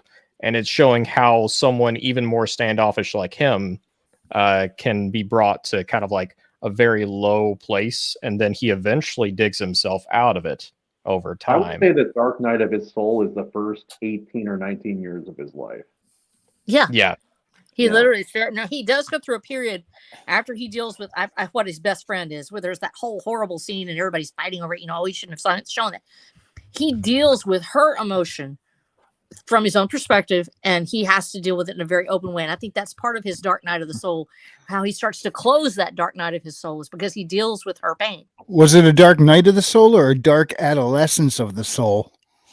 Because it sounds like he was in it for like his entire growing up or something, the way you said it. Yeah, not fully, because his darkest place as a person is right at the beginning of the manga, and he's referred to as the Black Swordsman. That's probably the best description for him, kind of like when he's at his lowest point. It takes a few volumes of he's not even that far off from being a straight up villain. Then it spends about 10 to 12 subsequent volumes explaining how he went from a troubled past all the way down to that terrible place. And then after that, it's slowly him kind of digging himself back up out of it. Also, how many problems can be solved by good man swing big sword very, very, very hard? A lot of problems, actually. But that's the surface level conflict, but it goes way deeper than that. Oh, it does. I know, but I love that part. That the arc is so good that I never got tired of big man swing big sword at bad thing. I never got tired of it. Well, part of that is because we need that image in our. We all have to. And I've talked to this somebody in my life recently. We have to have an image of ourselves. We look for one that fits with us, and we try. When you're going through a hard time, you say, "Well, what would Jesus do? What would Doc Holliday do?" Whatever it is, you fill in this thing. You say, "All right, my life's changed, but there's a character that somehow fits in with this persona, and I can sort of bring myself to that." We all have to swing a sword at something. Eventually, we have to decide we're going to fight off that demon in our life, whatever it is, wherever it is, and we have to have that image. And for many people, the idea that I could become the kind of man or woman that would defeat the demons that are attacking me means that we look to that big man with a big sword. We want to be that person. If we've been in a place where we feel like we're being abused by our own choices or our own life, to be able to pick up the sword and fight it off is one of the grandest gestures of hope that you can ever have. I've always been. Well, if you expect me to pick up a sword there, Bucko, you're going to be quite disappointed. Here's a slight spoiler, but there's a character I'm Canadian. I don't believe in violence. There's a character introduced later in the series, like a little bit later, that shows what happens if Guts kept going down the road he went in the first. Oh, arc. yeah. Mm-hmm. Like if he didn't find hope. Yeah. And Snow, like a what if scenario. Yeah. I'm completely with you. Oh, sorry. Go ahead. It's a mirror of him. If he didn't, he finds friends. He finds a new group later on that gives him something to actually fight for, not just revenge, murder, fuck these guys. A true sense of purpose. Yeah. And there's another character. You know who it is, Christian, don't you? Skull Knight. Mm-hmm. Who's directly shown in the story of what happens if he didn't have that, if he didn't have something to fight for, and all he was going off is revenge. That's all I want to say.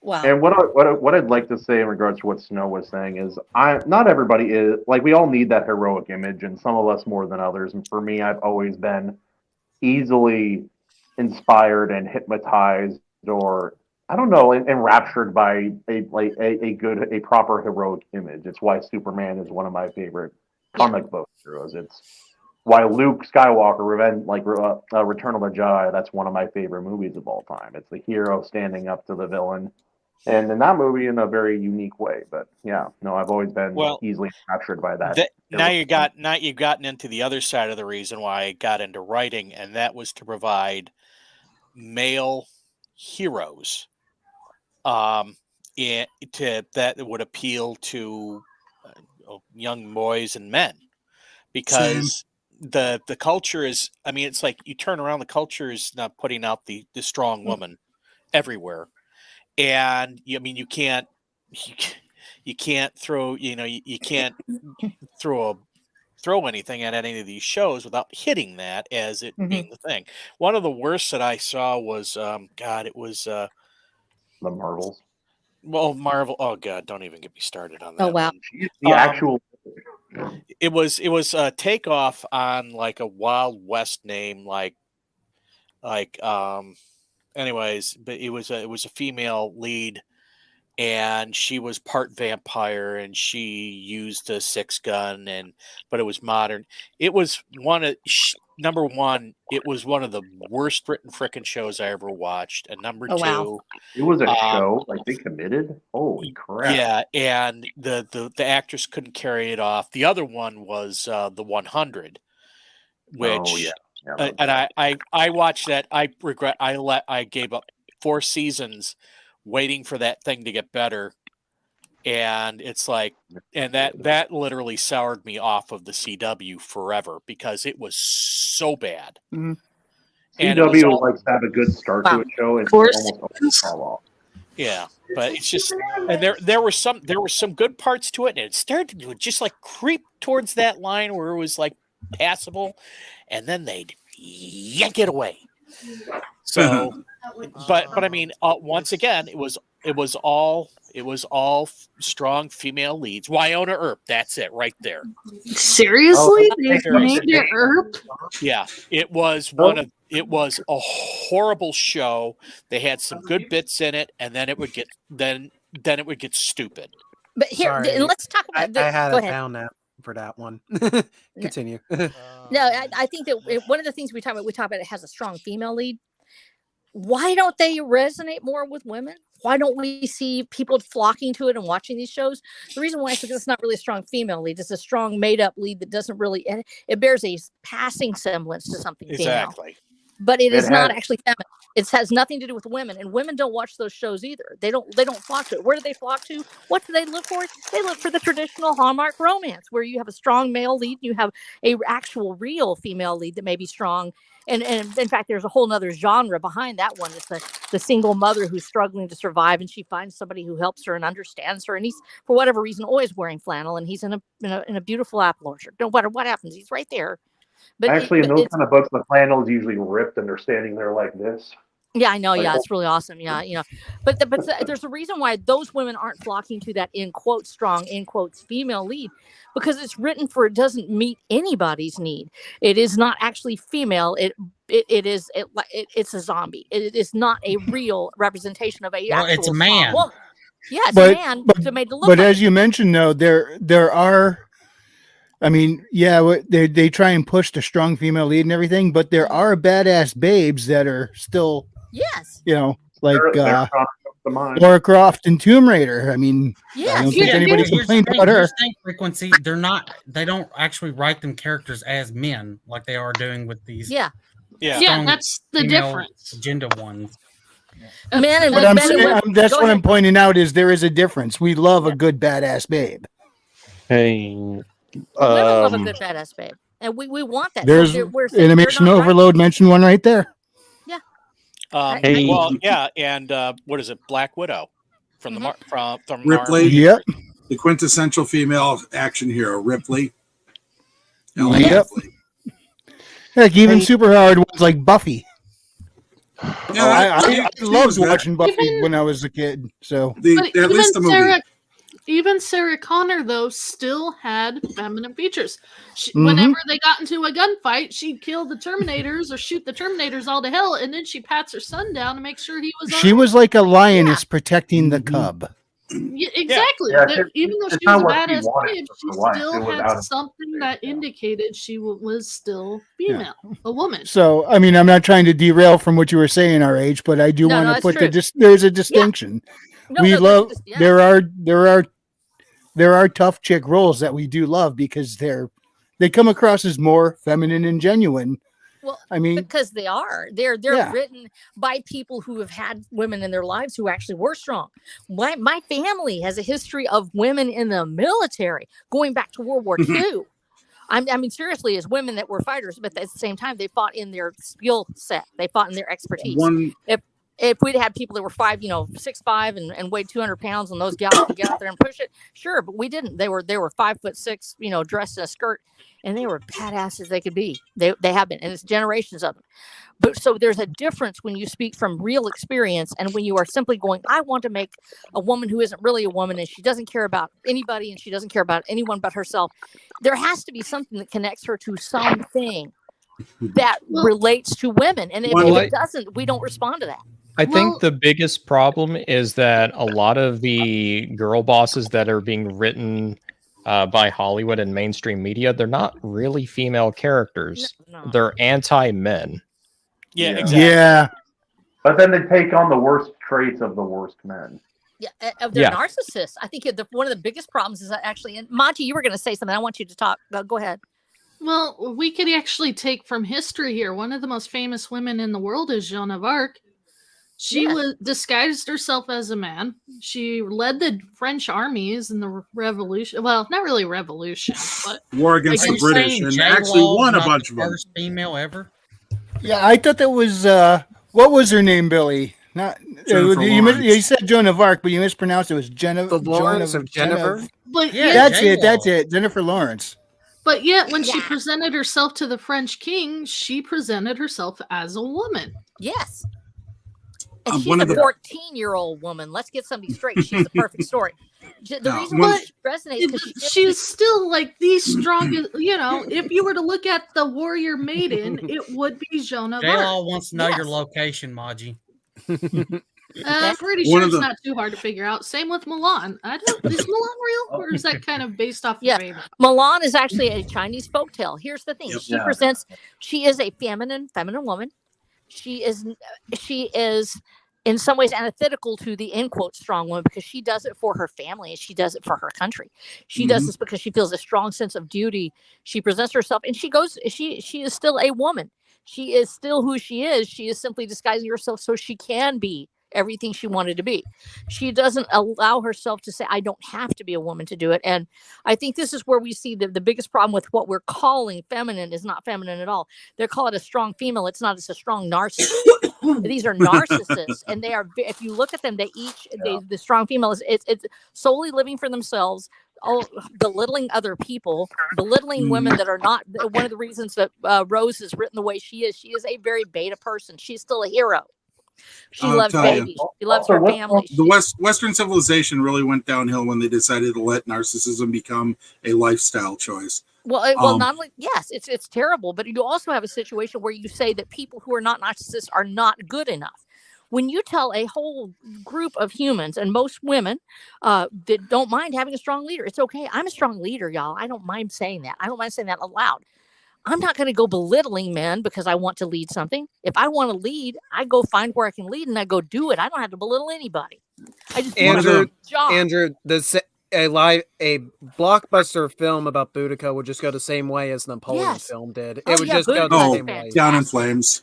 Yeah, it would be a great film. It would be a great film because she literally does it. She has 2 daughters and she avenges the heck out. The only thing you got to do is keep is, and so would I. Maybe if it was made in the 70s, it would be a great film. Dude. If it's made today, not a chance. Just like how you don't need Napoleon because Waterloo exists in 1970 and there's nothing wrong with it. That's right. So saith the readout. That's right. One of the best things in the whole talking about writing women. One of the best compliments I ever got about from my mother of all people. Wow. When it came to writing is that she was very impressed on how well I wrote women and said my grandmothers would be proud. And I'm like, that's going to feel good to hear. Yeah, that one was one of my favorites to hear there. I still can't wait to dig into your Dream Nebula series. I want to check out your badass. She hasn't read that one yet. She might not have that same opinion about Holly. I don't think you want to show Granny that Dream Nebula. Exactly. I think they succeeded in a good badass babe, but I'll find out in April. Yeah. Bonker did a good job with using his character Holly for this, but like, what's wrong with having a woman fight using the skills and traits most women have? Like, look at Morena in Firefly. Like she doesn't fight the way that they fight, but she saves their asses more than once. Companion. Yep. And she was a skilled fighter too, but she never had to lean into that. That wasn't her strong suit, but she was very good when it came to a social scenario. She knew how to step in there and kind of take over and maneuver the whole thing, unlike anybody else in that crew ever would be able to. Her advantage, yeah. But then there was Kaylee. Everybody loved Kaylee. Come on. And she wasn't a fighter either, but she had a unique. She was a grease monkey.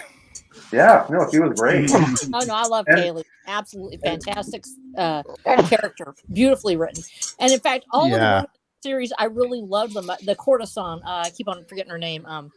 Miranda, I think, or wait, am I? No, Inara.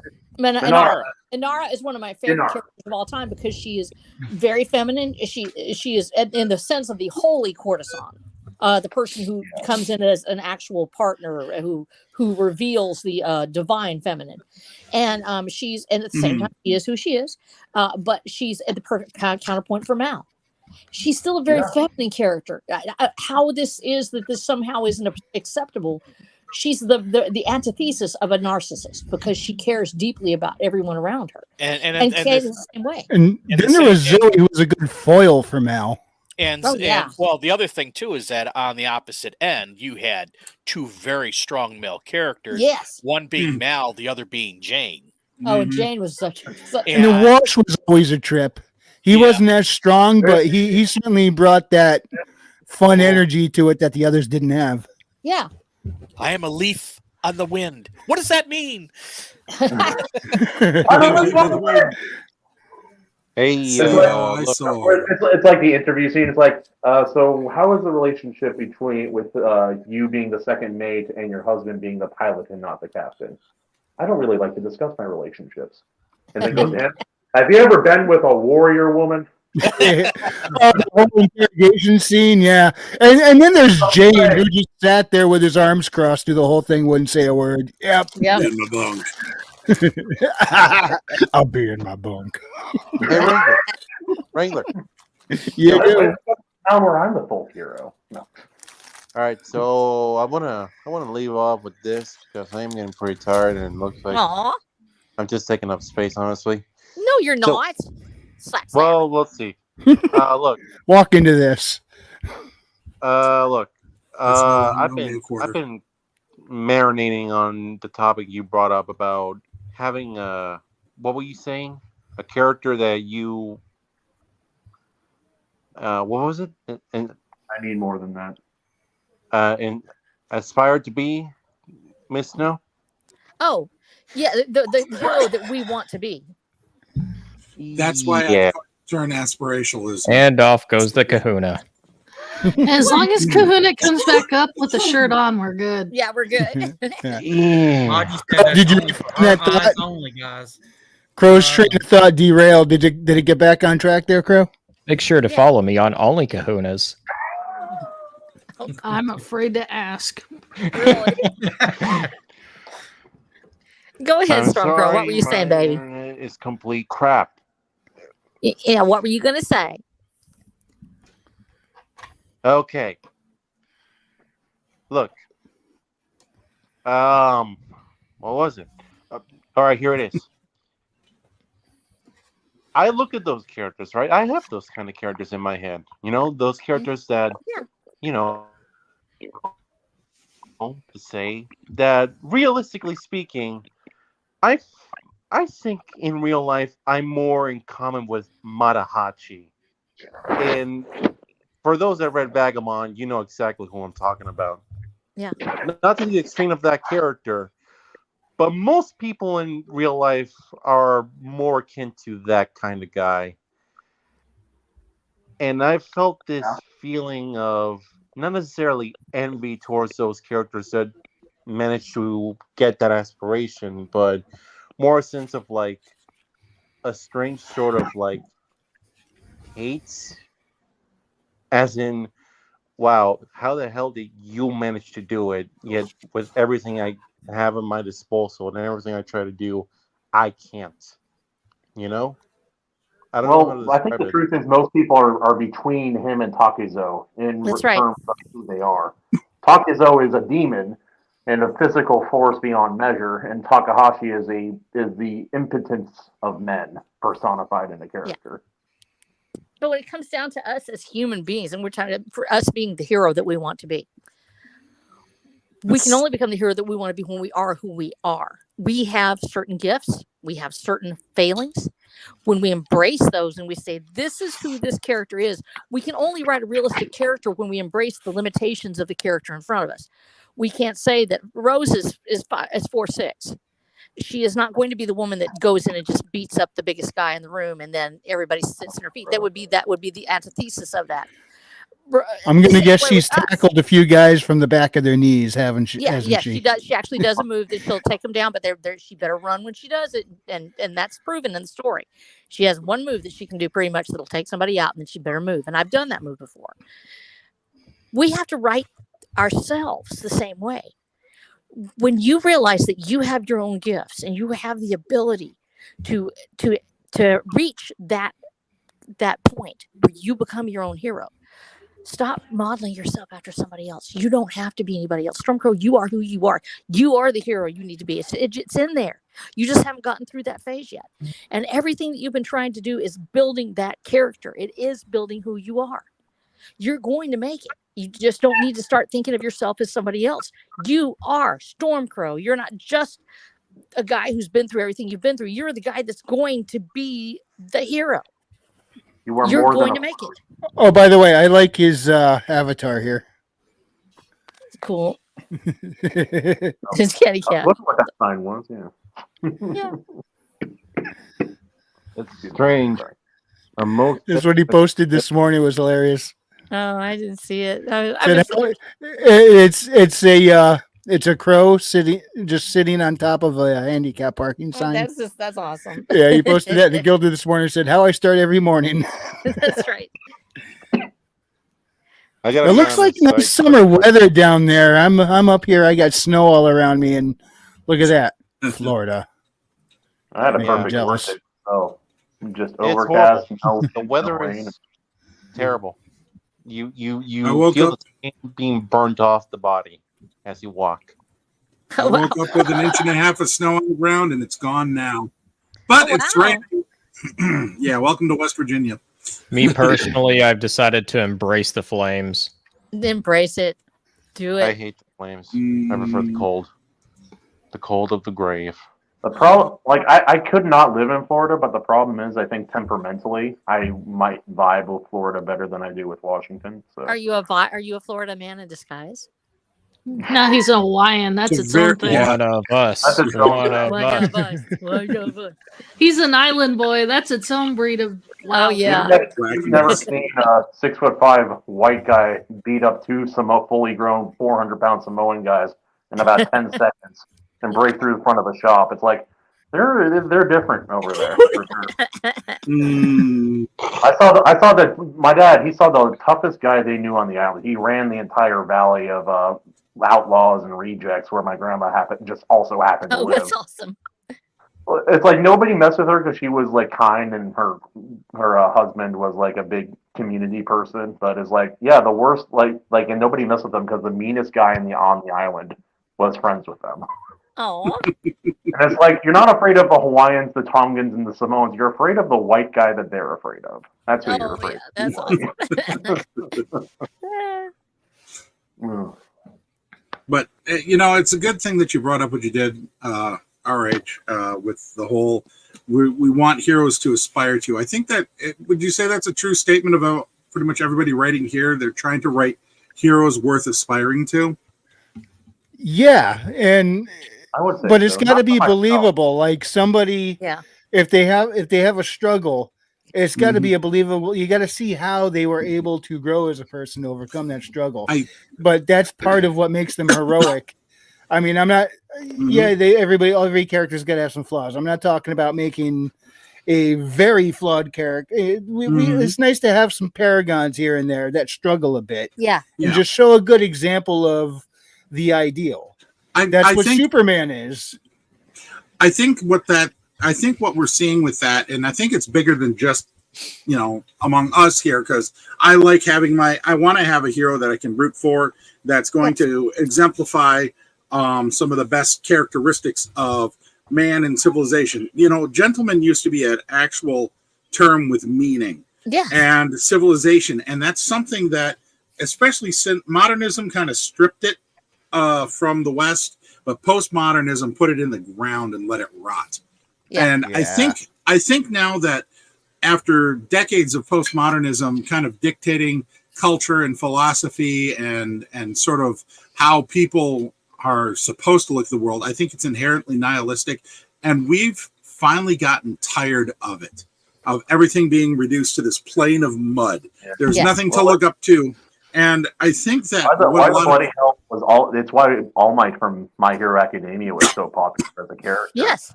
Like a modern day incarnation of Superman. He has a weakness and he's still human. But he's like, he decided for himself, I am the pillar that will hold up society and keep the evil at our gates from the populace. I will be the person. Well, right, this is and that's something. This is the thing that heroes and anti-heroes kind of typify from different odd extremes of each other. I think the reason why we're really looking for more Paragon characters at the moment is it's kind of a case of rampant narcissism. Everybody kind of like typifying their own flaws, embracing it as if it's something that you should be proud of, whereas a Paragon character kind of stands in the face of that. That's what a true hero character is really good at. An anti-hero is really good at showing how a noble figure can also be flawed too, can be human. So I think that also connects. There's a place for both. There's a place for both. And it comes in cycles too. Well, like even going back to Pulp, it was like you had the Shadow. He's the anti-hero to a T. But then you had Doc Savage, who was the proto Superman. Think about this at the same time with that. Think about the era that those books were in. You had the noir pulp, and with the gray. Well, you had the murky morality of the world and broken people. But you had the detectives or the pulp heroes that were still trying to uphold morality and the goodness of civilization, in spite of the fact that they might not be able to keep it all the time as well, and their methods and morality might be questionable at a point. But in the end, they were always trying to come out as being there, having moral center that was worth aspiring to. They sort of exemplified I am a failed person, but I am going to do what's right, damn it. And then you had, like you said, the Doc Savage. I am the pure, paragon of what you wanted, what you want to be. This is what you want to aspire to. Here's how people should treat each other. And I'm going to not only tell you how to be it, but I'm going to live out my ideals that I say out loud. Exactly. I mean, this is the Hank Reardon and John Galt kind of character. But I was just going to say is that I think this is what's rising out of postmodernism is this this need once again to see. I mean, back in the 30s, this is the Great Depression. People needed these kind of characters to raise their spirits. It's why you listen to music from that era. A lot of it, it's either you do get the really you do get sort of the both ends of the spectrum, but it's a lot heavily weighted towards the happier music, that of that era, because, and not the frivolous sort of silly happy music that you'd see in the Roaring 20s. We're talking happy music to raise souls, or something that more akin to what country music evolved into, with the sort of the state of the world kind of, this is how hard life is, but I will survive kind of thing. And because they needed that uplift. Exactly. And when when life was good, you got depressing sort of nihilistic and destructive entertainments. Take a look at movies from the late 60s all the way to today. Yeah. Well, the easier things get, the more miserable we try to make ourselves or something. Well, it's a sign of decadence. Once again, IronAge media. Take a look at Star Wars. Star Wars happened like right smack dab in the middle of Jimmy Carter, and it was a hopeful tale because it relied on basically the same elements. Good guys going up against the Dark Lord and all that other stuff. I mean, the very first one they released is called A New Hope. Yeah, and it wasn't called that back then. I heard it was just Star Wars for a long time. Well, I mean, you didn't get A New Hope until you saw it got in the crawl. Scroller. You saw it in the scroll, but there was a bunch of movies that came out like that at the same time. There was God, I forget what it was called, but it was another big movie called The Right Thing or something like that. The Right Stuff. No, not The Right Stuff. Right Thing. They came later. I got to go look it up. Is it Do the Right Thing? No, it was about a bunch of a team of kids that were going to do bicycle racing. Oh my God, his shirt is off. He's taking a shower. Oh, you finally noticed that. Yeah. Long enough, Yeah. Ed. Oh, yeah. I know what you're talking about. Yeah. That I've seen that movie. Yeah, Going the Distance or something like that, but it was a feel good movie, and that thing exploded. Geez, what was it? I'm at the same point here. Sandlot? Breaking Away. Breaking Away. That's what it was. And that movie was it was huge, and the reason being it was a feel good movie during a time when everybody, when Carter came out with his great malaise, BS, and it made yeah, we were saying that, Richard, and came out during the time when things were kind of not so great for the country, and it made people feel better, and that actually led up to the 80s too. Can you tell me if modern Hollywood today is even capable of making a movie like that? Sure, Because they I are. find that hilarious. Tom Cruise did if it. they try to make a Tom movie Cruise like did that. it. Top Gun Maverick. Yeah, that movie is exceptional. Yeah, it's a matter of will they, not can they. They used to do it all the time. I think that movie stands out in my mind because nothing, for 5 years before that, felt like that. At least 5 years. There was a harkening back to the 1980s action films and nailed it. I love that movie. Yeah, even though it was a remake of Star Wars: A New Hope. But that's what's what's needed. And I'll tell you something: the minute it lands, a movie like that will explode, and it will become a phenomenon. Look at what happened with Godzilla -1. The story, yes, it's a giant kaiju smashing buildings. You can never go wrong with that. But the story of the human elements was very natural. Not only that, you had PTSD, you had hope, you had what defines a family. I mean, these are very real subjects that they wrote into that movie. This movie, even though Hollywood refuses to acknowledge it exists, the story, the core itself, speaks on the human element. What is duty? What is, obligation? what's the responsibility of governing bodies to the citizenship? How clear and open should they be regarding information? It ties back to the original 1959 Godzilla film. Actually, that film, the human element, was the most fascinating part of that whole movie. And I think -1. It sounds like -1 captured that as well. All right, I'm gonna dip because I am getting tired. But y'all have a good night. Yeah, we're gonna wrap up in a few minutes anyway. Anything you want to plug before you go, Storm? Yeah. You know what? Go on Twitter for a moment and look up. This is going to be strange, but this is one of the books I'm waiting for the most. Look up a book by Adrian M. Gibson called Mushroom Blues. Oh, I think I read something about this. And Mushroom Blues. Yes. Where's Trippy? Oh, y'all you gotta look it up because this on Twitter or Amazon. Twitter. It hasn't been released yet. I'm waiting for it to be released. Let's check that out. Let's see. And the best pitch I can give you right now: imagine a noir detective book, but the main character is a mushroom. That's awesome. That sounds like a trippy book, actually. Yeah. And Trippy Soul is if it's noir detective or something related, and also it's weird, I'm down for it. Oh. Okay, dude. I got it here. Let me get that on the share screen. Show it off. Because it's weird and I love it.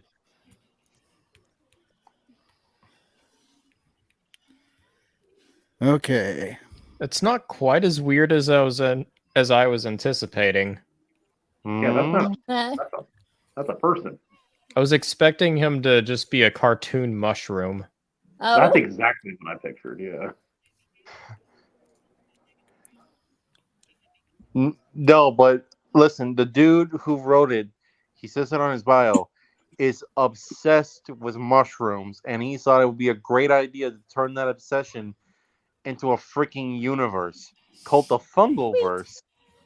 Because apparently, the entire universe that he's making is all interconnected by mushroom, Fungus. fungus, and how that interconnects, and the properties that it has, and how it expands the mind. This is just reminding me of that Rick and Morty planet where everything is on a cob. Oh, I don't. It's all on a cob, Morty. I think get in the truck. Get in the truck. I'm looking for the blurb on this. Well, that was it, right there. Here we are. You want me to read it? Okay, Beat the Winter Blues. Blade Runner, True Detective, and District 9 meld with the weird world of Jeff Vandermeer, Philip K. Dick, and China Mayville, and Adrian M. Gibson's fungal plot noir debut. 2 years after a devastating defeat in the decade-long Spore War, the island nation of Hopan and its capital city, Neo Kiniko, are occupying by invading. These names are going to take me a little bit getting used to. Coprinian forces. Its fungal citizens are in dire straits, racked by food shortages, poverty, and an influx of war refugees. Even worse, the corrupt occupiers exploit their power, pushing the native populace toward the brink of civil unrest. As a winter storm looms over the metropolis, NKPD Detective Henrietta Hoffman begrudgingly partners up with mushroom-headed patrol officer Koji Namako to investigate the mysterious murders and disappearance of fungal and half-bred children. Their investigation drags them deep into the seedy underbelly of a war-torn city, one brimming with colonizers, criminal gangs, racial division, and moral decay. In order to solve the case and unravel the truth, Hoffman must challenge her past and embrace the fungal ways. What she and Namako uncover in the midst of this frigid wasteland will chill them to the core. But will they make it through the storm alive? This sets up a red flag for me. What's that? Yeah, me too. A couple things. I couldn't hear you. I said this one kind of sets up a red flag for me. Colonizers is the way colonizers was used was a bit between of colonizers, the last sentence of the first paragraph, and then must embrace the mushroom ways kind of scream. All three of them combined kind of like what? I have a red flag, and this is just a bugbear with blurbs sometimes. The first paragraph is explaining the genre blend. Yeah, it feels like a very mainstream kind of thing to do. It's like, did you like Attack on Titan? Well, imagine that, but like this. But with mushrooms, no. Yeah, it's like here's our elevator pitch. All right, Attack on Titan, Philip K. Dick. What authors were even mentioned? I know Attack on Titan was not on there. I'm sorry, I did not mean to laugh at that. I thought it was a. I didn't recognize the name, and I thought it was a. No, it's I thought it was a pun name. I didn't realize it was. No, it's real. I'm a little embarrassed now. I wouldn't even have a problem with that if it was at the bottom of the blurb, not the top, because first impressions are important. It's like first impressions. Think about all these other things. Yeah.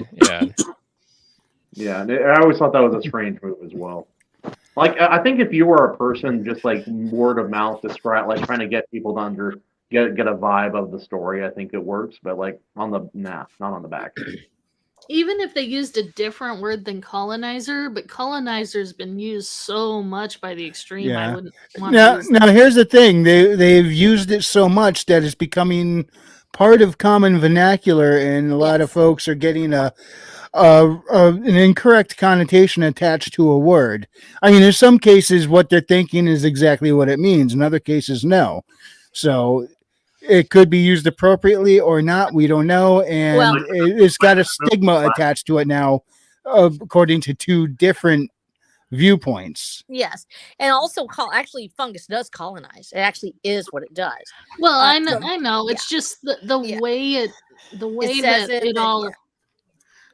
that last sentence, the word colonizers, and then the embrace the fungal ways, just it kind of It makes doesn't you worry sound that, right to me. yeah.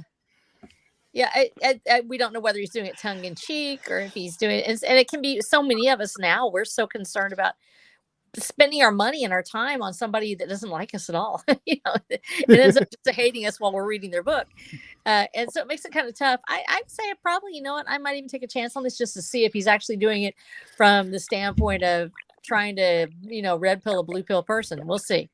And it could be neither. It could be it just worked the word worked the way into the vernacular, and it might not have anything to do with a gender or anything. It's just, unfortunately, people are now speaking in that way because they're brought up hearing these words all the time.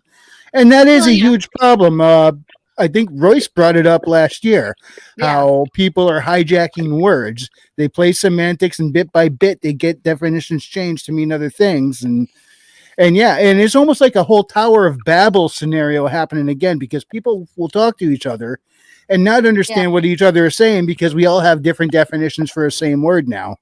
And I don't think it's by accident. I hate to say it. It's a classic communist manipulation tactic. Yeah, divide and conquer. Change the language, change the meaning, control the future. Rewrite meaning and history. It's a way to change legislation too. They will retroactively change the meaning of a word, which changes how a law plays out. Yep. Cats living with dogs. Mass hysteria. Yeah. All right. So I'm gonna bounce for real this time. So this would definitely fall in a book that if somebody I knew would recommend it, I'd give it a shot. But going and actively seeking it out on my own, I probably wouldn't. Yeah, That's why I agree. Let him get out here though. It's a cool cover though. And if I That find and I'm out allergic that the to guy fungus. is, So. Oh yeah. if I find out that the guy is a left jerking cocksucker, I'll let all of you know forthwith. What? Okay. Oh. What did I walk into? That is a sacrifice that I am willing to make for all of you because I love you. Sun has gone to bed, and so must I. So long, farewell. Auf Wiedersehen, goodbye, goodbye, goodbye, goodbye,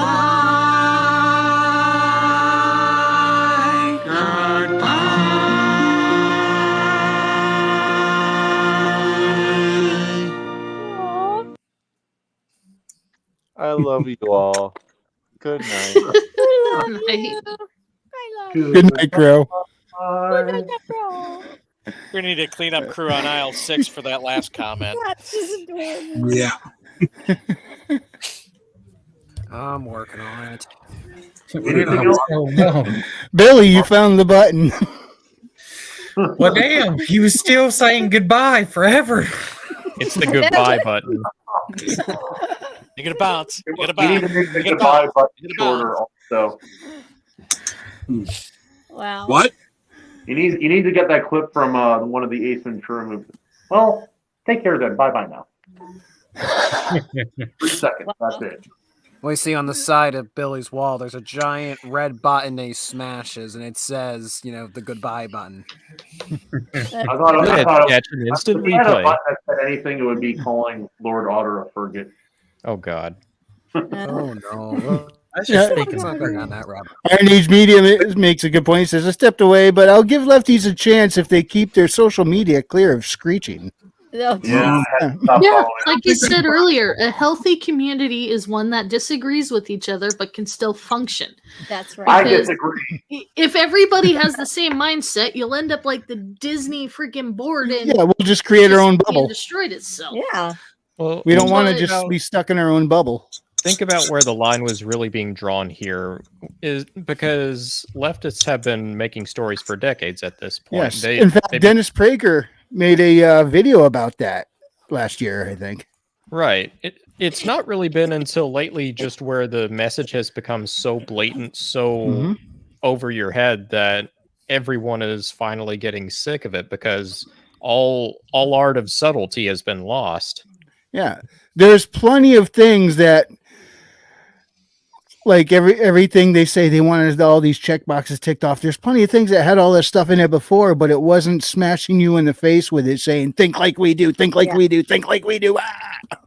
Whenever Once they again, there's a whenever they balance. were smart about it, they would frame it as, "Oh, here's a unique perspective to look at it," and it could be a very bad perspective even.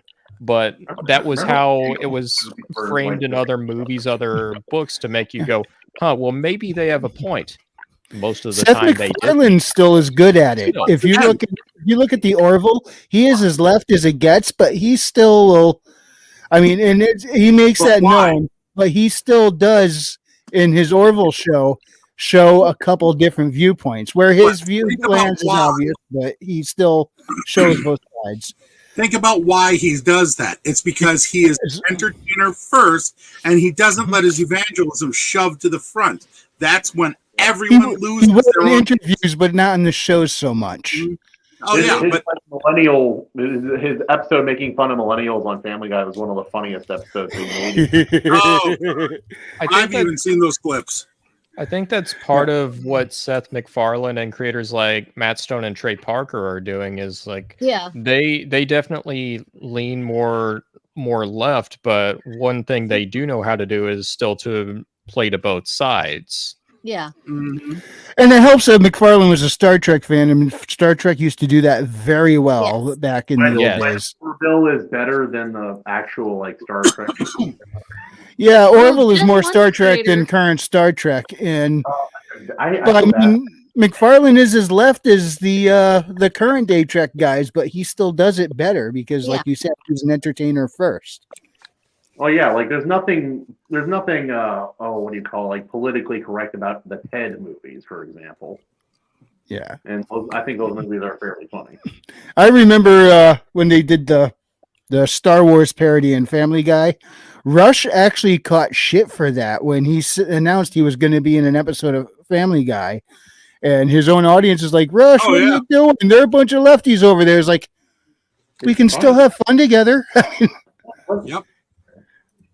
He knew what he was walking into. I think he had a good time doing it. They did a whole Rush episode where he and Brian got buddy.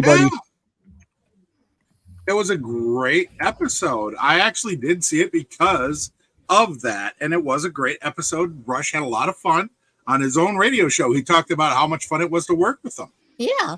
I like how he turned into an eagle and flew away at the end. That's like perfect Family Guy style ending for him to see himself out. It really worked. Yeah, no, it's good. And it's like, I'm trying to, like, when I think about that style of that style of, like, adult cartoon, comedy, I think Family Guy still is the best one. People Yeah, I say, mean, like, they're the best potential still. They used to be very witty and clever. Then for a while they just went straight to shock humor, and was nothing but that for a couple of seasons.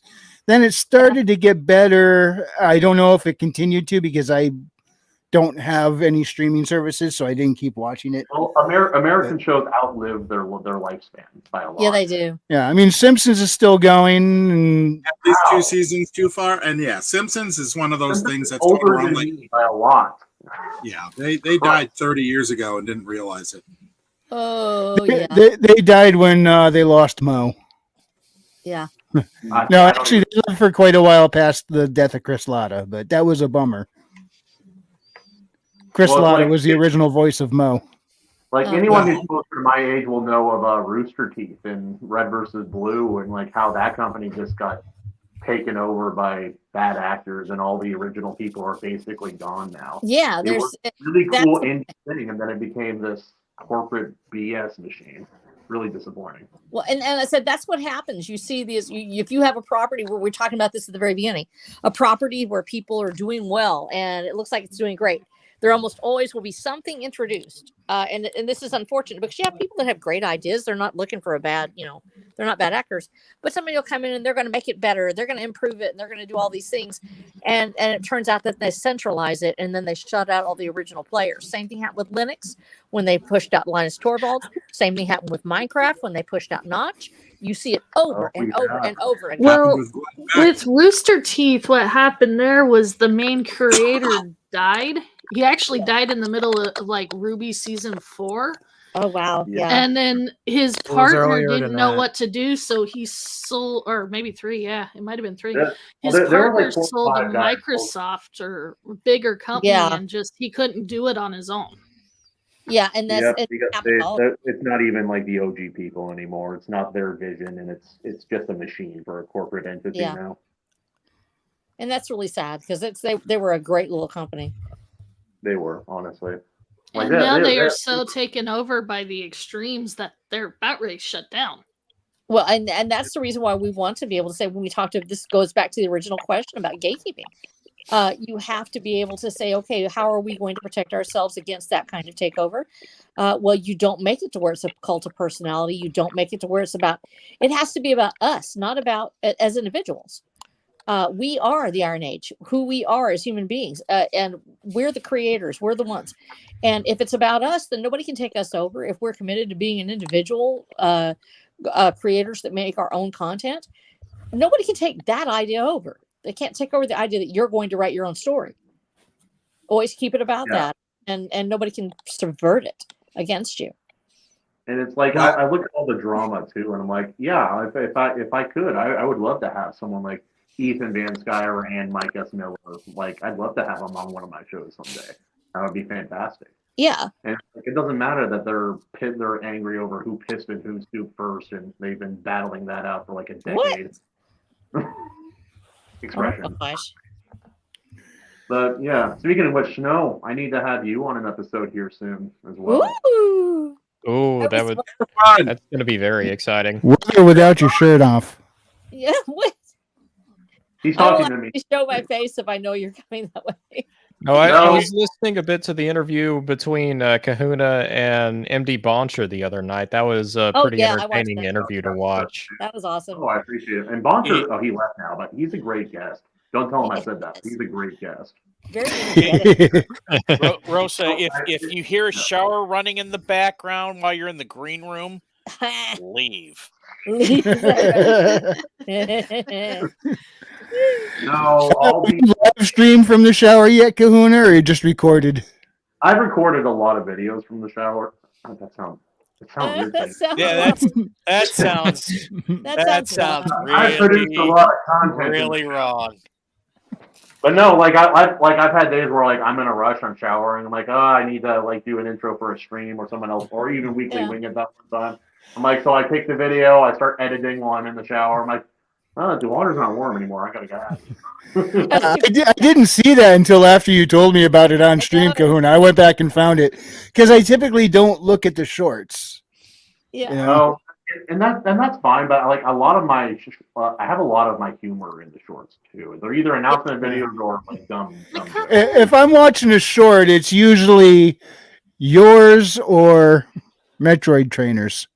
I wish That's we had about a it. slot because this would be a conversation Coppin would truly understand, balancing story from because he's a Christian writer. Yeah. Yeah, and his book does a great job of that. It's a bit more heavy-handed, I'd say, than like Boncher's book or even Herman's book, but it still really worked for me. I really enjoyed that book. But his character is a Templar, so that's an easy workaround. Whereas you're not getting beat upside the head with a message the whole time. It's balanced. It's part of the story. What do you think, Maji? Would his character and Elizabeth get along pretty well? Probably. They kind of carry similar titles. It's like Roland rolls up. He's like, I will spread the word of God, and it's like word God. Yeah. Sorry, you could tell what we were talking about earlier. Oh yes, I can. That's great though. No, I love it. I love it when a story allows that character to be themselves. You don't have to keep a character like that out. You just let them be a part of the story, and they will end up telling the story that they need to tell. And if they're true defenders of the faith, then that's awesome. But Brian, it's a bummer you weren't here earlier. We were discussing part of the discussion earlier was Christianity and artwork and how they kind of tend to make the same mistakes, putting the message first before the story, and that's why so much Christian television and movies don't come across so well. And being a Christian writer and an entertainer, I figured this is right up your alley. Yeah, because it ain't the budget. If you do want to catch this, Well, a lot of the best Christian stories are the ones where you aren't even aware of it. Yeah. well, it's like a lot of fantasy that has it woven in some way. Brandon Sanderson does this a lot in his stories, and it doesn't. It's such a different, it has such a different world. It doesn't feel like it, but when you really think about it, you're like, oh, she was writing a prayer, and her faith was part of what got them back. Yeah. And she saw the fulfillment of true, unabashed, and humble faith, and it was beautiful. If you hadn't read the Silmarillion and someone didn't tell you that Middle Earth was based in Tolkien's faith in God as a Catholic, would you be able to put together that the Lord of the Rings is a Christian I wasn't. story? I had to be told it. I wasn't. I did not know. Well, the When witch you actually liner in look the at his world wardrobe. building, it's very much like biblical parallels Yes. in a lot of ways. It When is. I was So I've been watching, told. sorry. No, go No. ahead. No, When I I just was said so. watching Witch, Go ahead, Maxie. You now. No, you. when I was watching Witch Lion and Wardrobe, I didn't know it was a Christian allegory until after the stone table got broken Really? when I was a kid. How? What? I didn't put the two. I was a kid. I didn't put the two together. Don't speak the old magic to me, witch. I was there when it was written. Come on. That's Anyway. right. Okay, sorry. Go for it, Boncher. Eh. And he's muted. No. I'm muty. There you go. Anyway, I didn't know that Tolkien was Christian until someone told me later, and I was like, really? I don't see any evidence of it. And, oh, it's all in these other books. Oh, well, I'm not reading those. I don't care to read world building notes. Oh man, I read the whole thing. I was Depends good. if you get into it. I mean, some things you go looking to get your hands on that stuff, you know. I leave that to Bambo can do all that all day long. She'd rather write the Silmarillion. I'm not interested. There is some of it that creeps into the Lord of the Rings books, but it's very subtle. Yeah. I always So thought subtle I never noticed. That may be partially like reader bias as well. I think I weaved it into my book fairly well without hitting anyone over the head with it. I went for literal Christianity in my fantasy because I wanted to see how do you do that, and I managed to pull it off pretty effectively. But here's the thing: Tolkien managed to write these very, very dark characters that you could tell were almost borderline demonic, but he always had light and hope in it to help kind of keep it from getting too heavy. Well, there is something that I didn't notice until someone pointed out to me, but for just about all of the antagonists, they're all given a chance to right their wrongs, to actually choose a better path. They refuse, and that's right before they end up getting killed. Like Grima, he's offered more than once. Yeah. So is Saruman. Are you doing parting plugs or what? Well, if we're going to go to that, let's start off with James Esparza. James, welcome. How you doing, and what do you want to show? Hey ho, everybody! I was waiting for an introduction, but then whatever, the conversation got taken away. James, I love your Substack. Thank you. I haven't posted much right now because I'm working on a lot at the back end. And you still have the best looking Substack out of all of us here. Thank I know, you, sir. it was good. Far and away, yeah. The work you've put into it shows. Yeah, so right now all I got is my Substack. I'm working on a lot in the back end. There's a lot that needs to be done, a lot to be updated right now. I need to get back to writing. I haven't written in about 2, maybe 3 weeks, but I've been continuously working on a bunch of other stuff, and I'm curious where I'm going to take things. I'm just focusing on the stories to get them done, and then I'm going to see about expanding things left or right, up and down. I don't know yet. It's all over the place.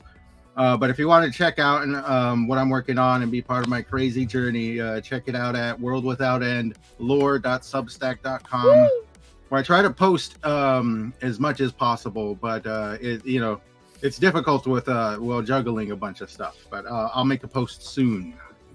Link is in the description. Hell yeah. Yeah, everybody who's on screen, their links are in the description. But telling us about those links, let's go to Kahuna. All right, hey then. A lot going on my channel, trying to do some more regular streams because of some life circumstances right now, which are good and bad. But my show, IronAge Legends, I think it's maybe the best thing that's going on my channel right now, and I'm very excited to move forward with it. Even better than Jump King? Oh, definitely better than that. That's like the only people who watch the Jump King streams are sadists in some form or fashion. Yeah. I thought they were quite entertaining. They were. It's just me screaming for like 2 hours. Monty, I think you just outed yourself as a sadist. Apparently. Well, this is how bad jumping is. The average chat from a Drink with Crazy like hops over like, oh, that's so funny, he fell. And then 45 minutes later, like, now we actually feel bad. This isn't actually funny anymore. But yeah, no, IronAge Legends, my favorite show that I have on my channel right now, and I'm very excited to keep moving forward with it. I've had 2 guests so far. The legendary Lord Otter for his contribution in the form of Curse of the Star Ring, and then MD Boncher with his 2 different, very distinct theories. I enjoyed both of those things quite a bit. Conversations that were had within and then after stream as well. And yeah, I look forward to doing a lot more of it. Yeah, and don't forget, we got to do that gaming stream sometime. Yes. Pew pew deca deca. Big stompy robot. Yes, indeed. Stompy robots. You had me at robot. What do you got, Maji? That's because Maji's a big Transformers fan. Maji, what do you want to show tonight? Oh, well, I don't have anything to shill, but, I mean, we got Brian McCoppin in the group, and he's got Record of the Paladin. And we also have King Richard from IronAge.media here. He's about ready to ship out his 3rd book. You guys got to check out his website. There's always prompts, writing prompts, new articles. He's putting in a lot of work, guys. And you'll find the link to IronAge Media right beneath Maji's link to her Substack in the description. Ignore my Substack. I don't think I've posted anything in like months. I know. Yeah, but it's there, and so is the IronAge Media link. Voting is now live for January. Is it January or December's top picks for stories? Oh wow! And you got to check out Brian McCoppin's Demon Beavers. I don't know if they're out. The Demon Beavers. But alternately, Maji has exposed her beaver on stream before, at least once. No. Well, you were tossing it around when you were at my house. Let that one go, are we? No. It was too funny, man. It was too... I didn't. All right, I'll handle this. And besides, it's overdue. Jewish space lasers. Where's the button? Oh, we got even more now. There we go. Now we get them in action. I see. All right. There. The Hedge. Hedge. Buy my book. Yay. Link in the Yes, private. 12 Rules for Life. It's a big seller, gone all around the world. Oh, that book. Yeah, you know, you should really buy Herman's book. It's called The Revenant and the Tomb. Look at here. If you're going to impersonate me, at least you use the right terminology. I thought I just heard a crowd of chattering Petersons in my headphones. Wait, isn't there another one? Something Stone? Clean your room. Yes, the Wizard Stone. Yes, the Wizard Stone. But you're going to want to get the Revenant and the Tomb because the next book coming out in May is the successor to it. Hey guys, crazy idea. Sweet. Buy them both. They are both excellent. And clean your room. Clean your room.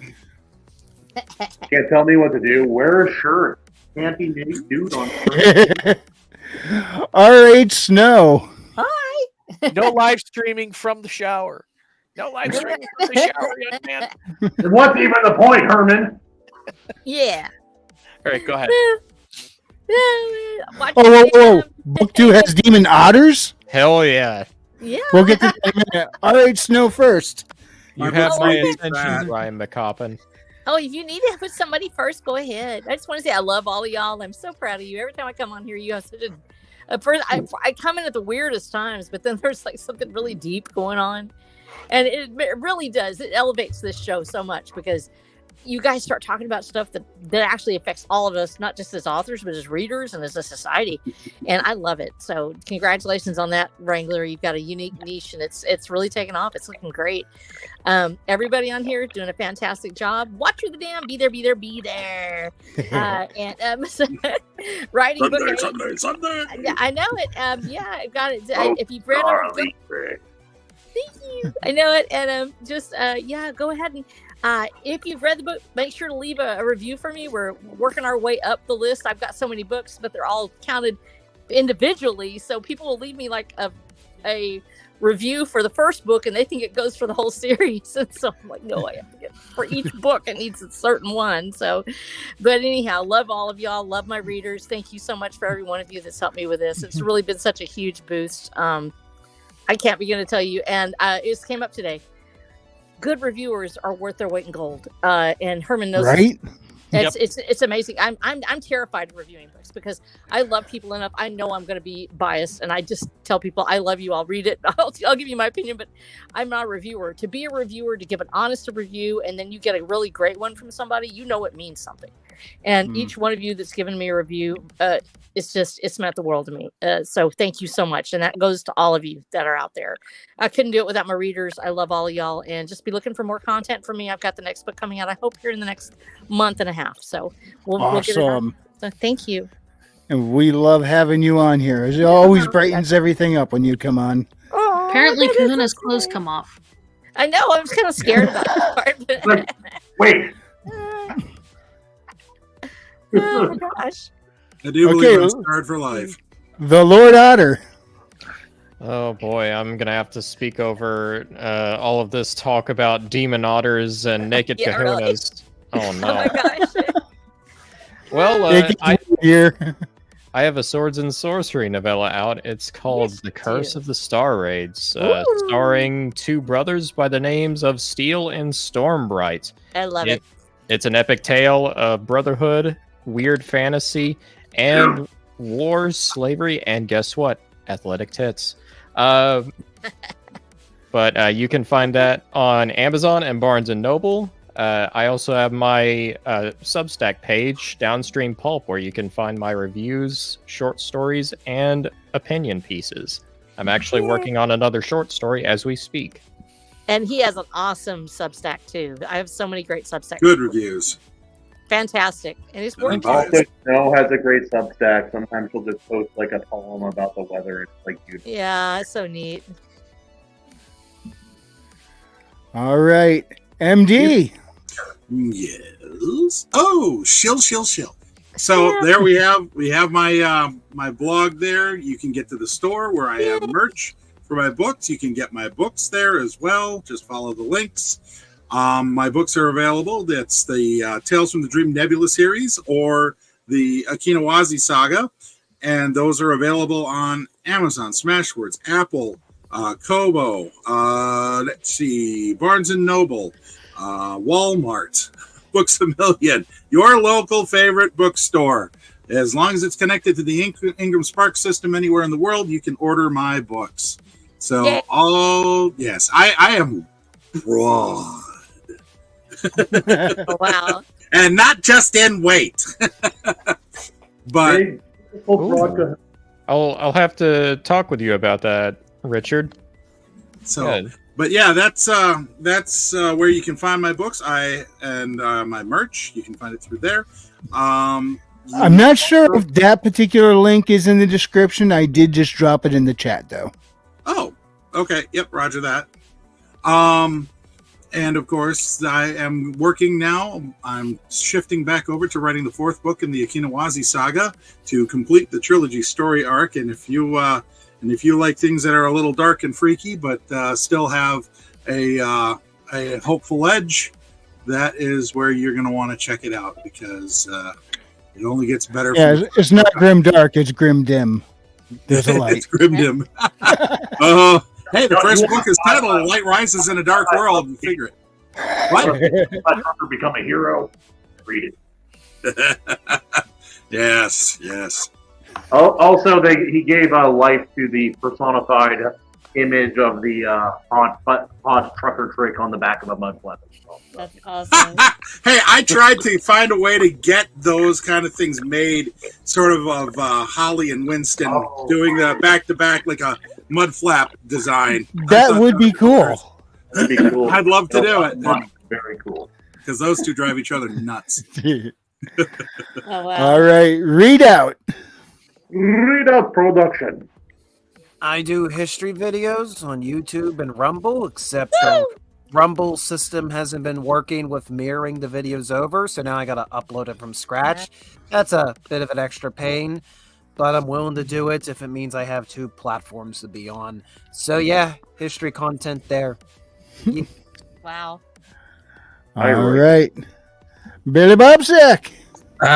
You can find me on Only Gremlins on Substack.com. Quack. For once, he's not kidding. Yep, the link is in the description. You can really find it there. It's there. We I'm promise. not sure whether that's less or more disturbing. Have you posted anything on there yet, Billy, or are you still figuring out what you're doing there? I'll eventually post on it. You guys can go look at the page. Yes. It's beautiful. Also, Yeah, it's got this nice little picture of this guy right here, or gal, or what do you call it? It's ma'am. It's Pat. Yes. The name is Pat. Meet my other half, Chris. Wrangler, I just started reading your book last night, man. Yeah. All right. I think you're gonna have a good time. Sorry about that. I couldn't hear you. Oh, I said, what is the name of that book, by the way? Yeah, just so everybody at home knows. Hey, Oh, it might be a little something like Haley Star Bad Kitty. Bad Kitty.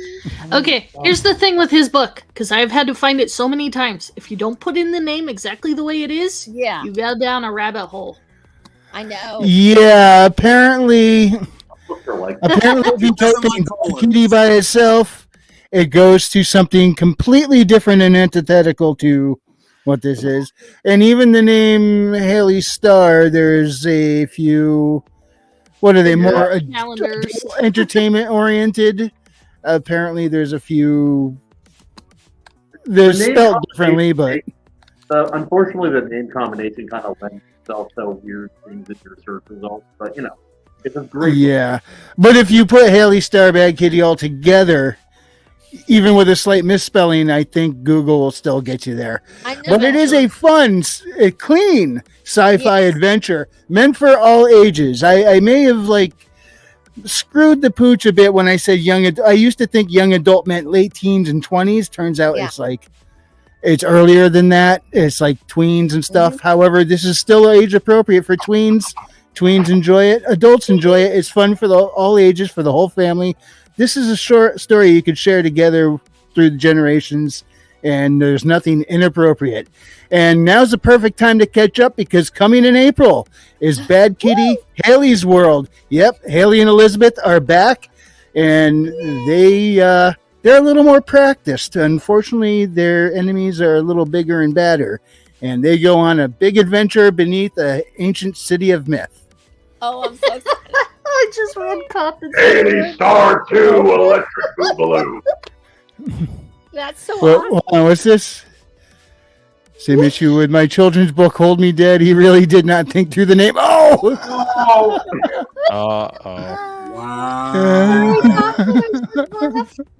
There's nothing wrong with the word daddy, but modernism has ruined it. That's right. Right? All right, we got here.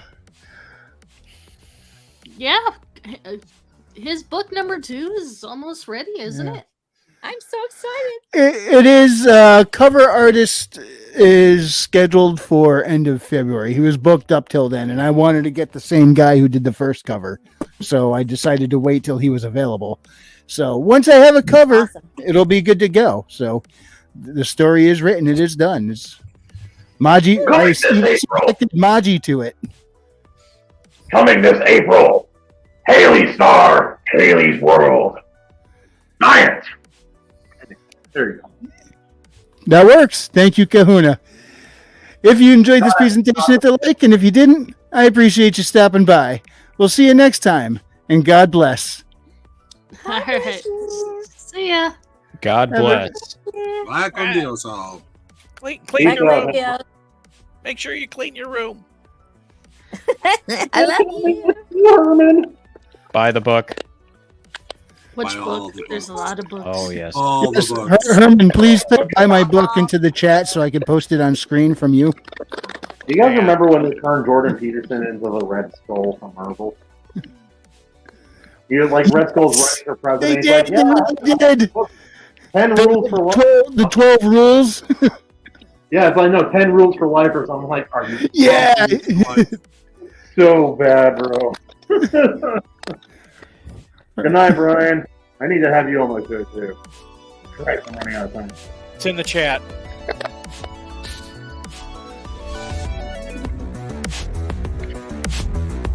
I think Wrangler got distracted.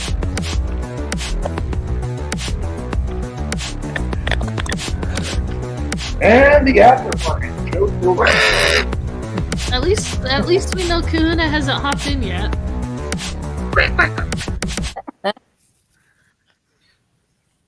Wrong button. Oh, here it is. Jewish space lasers. There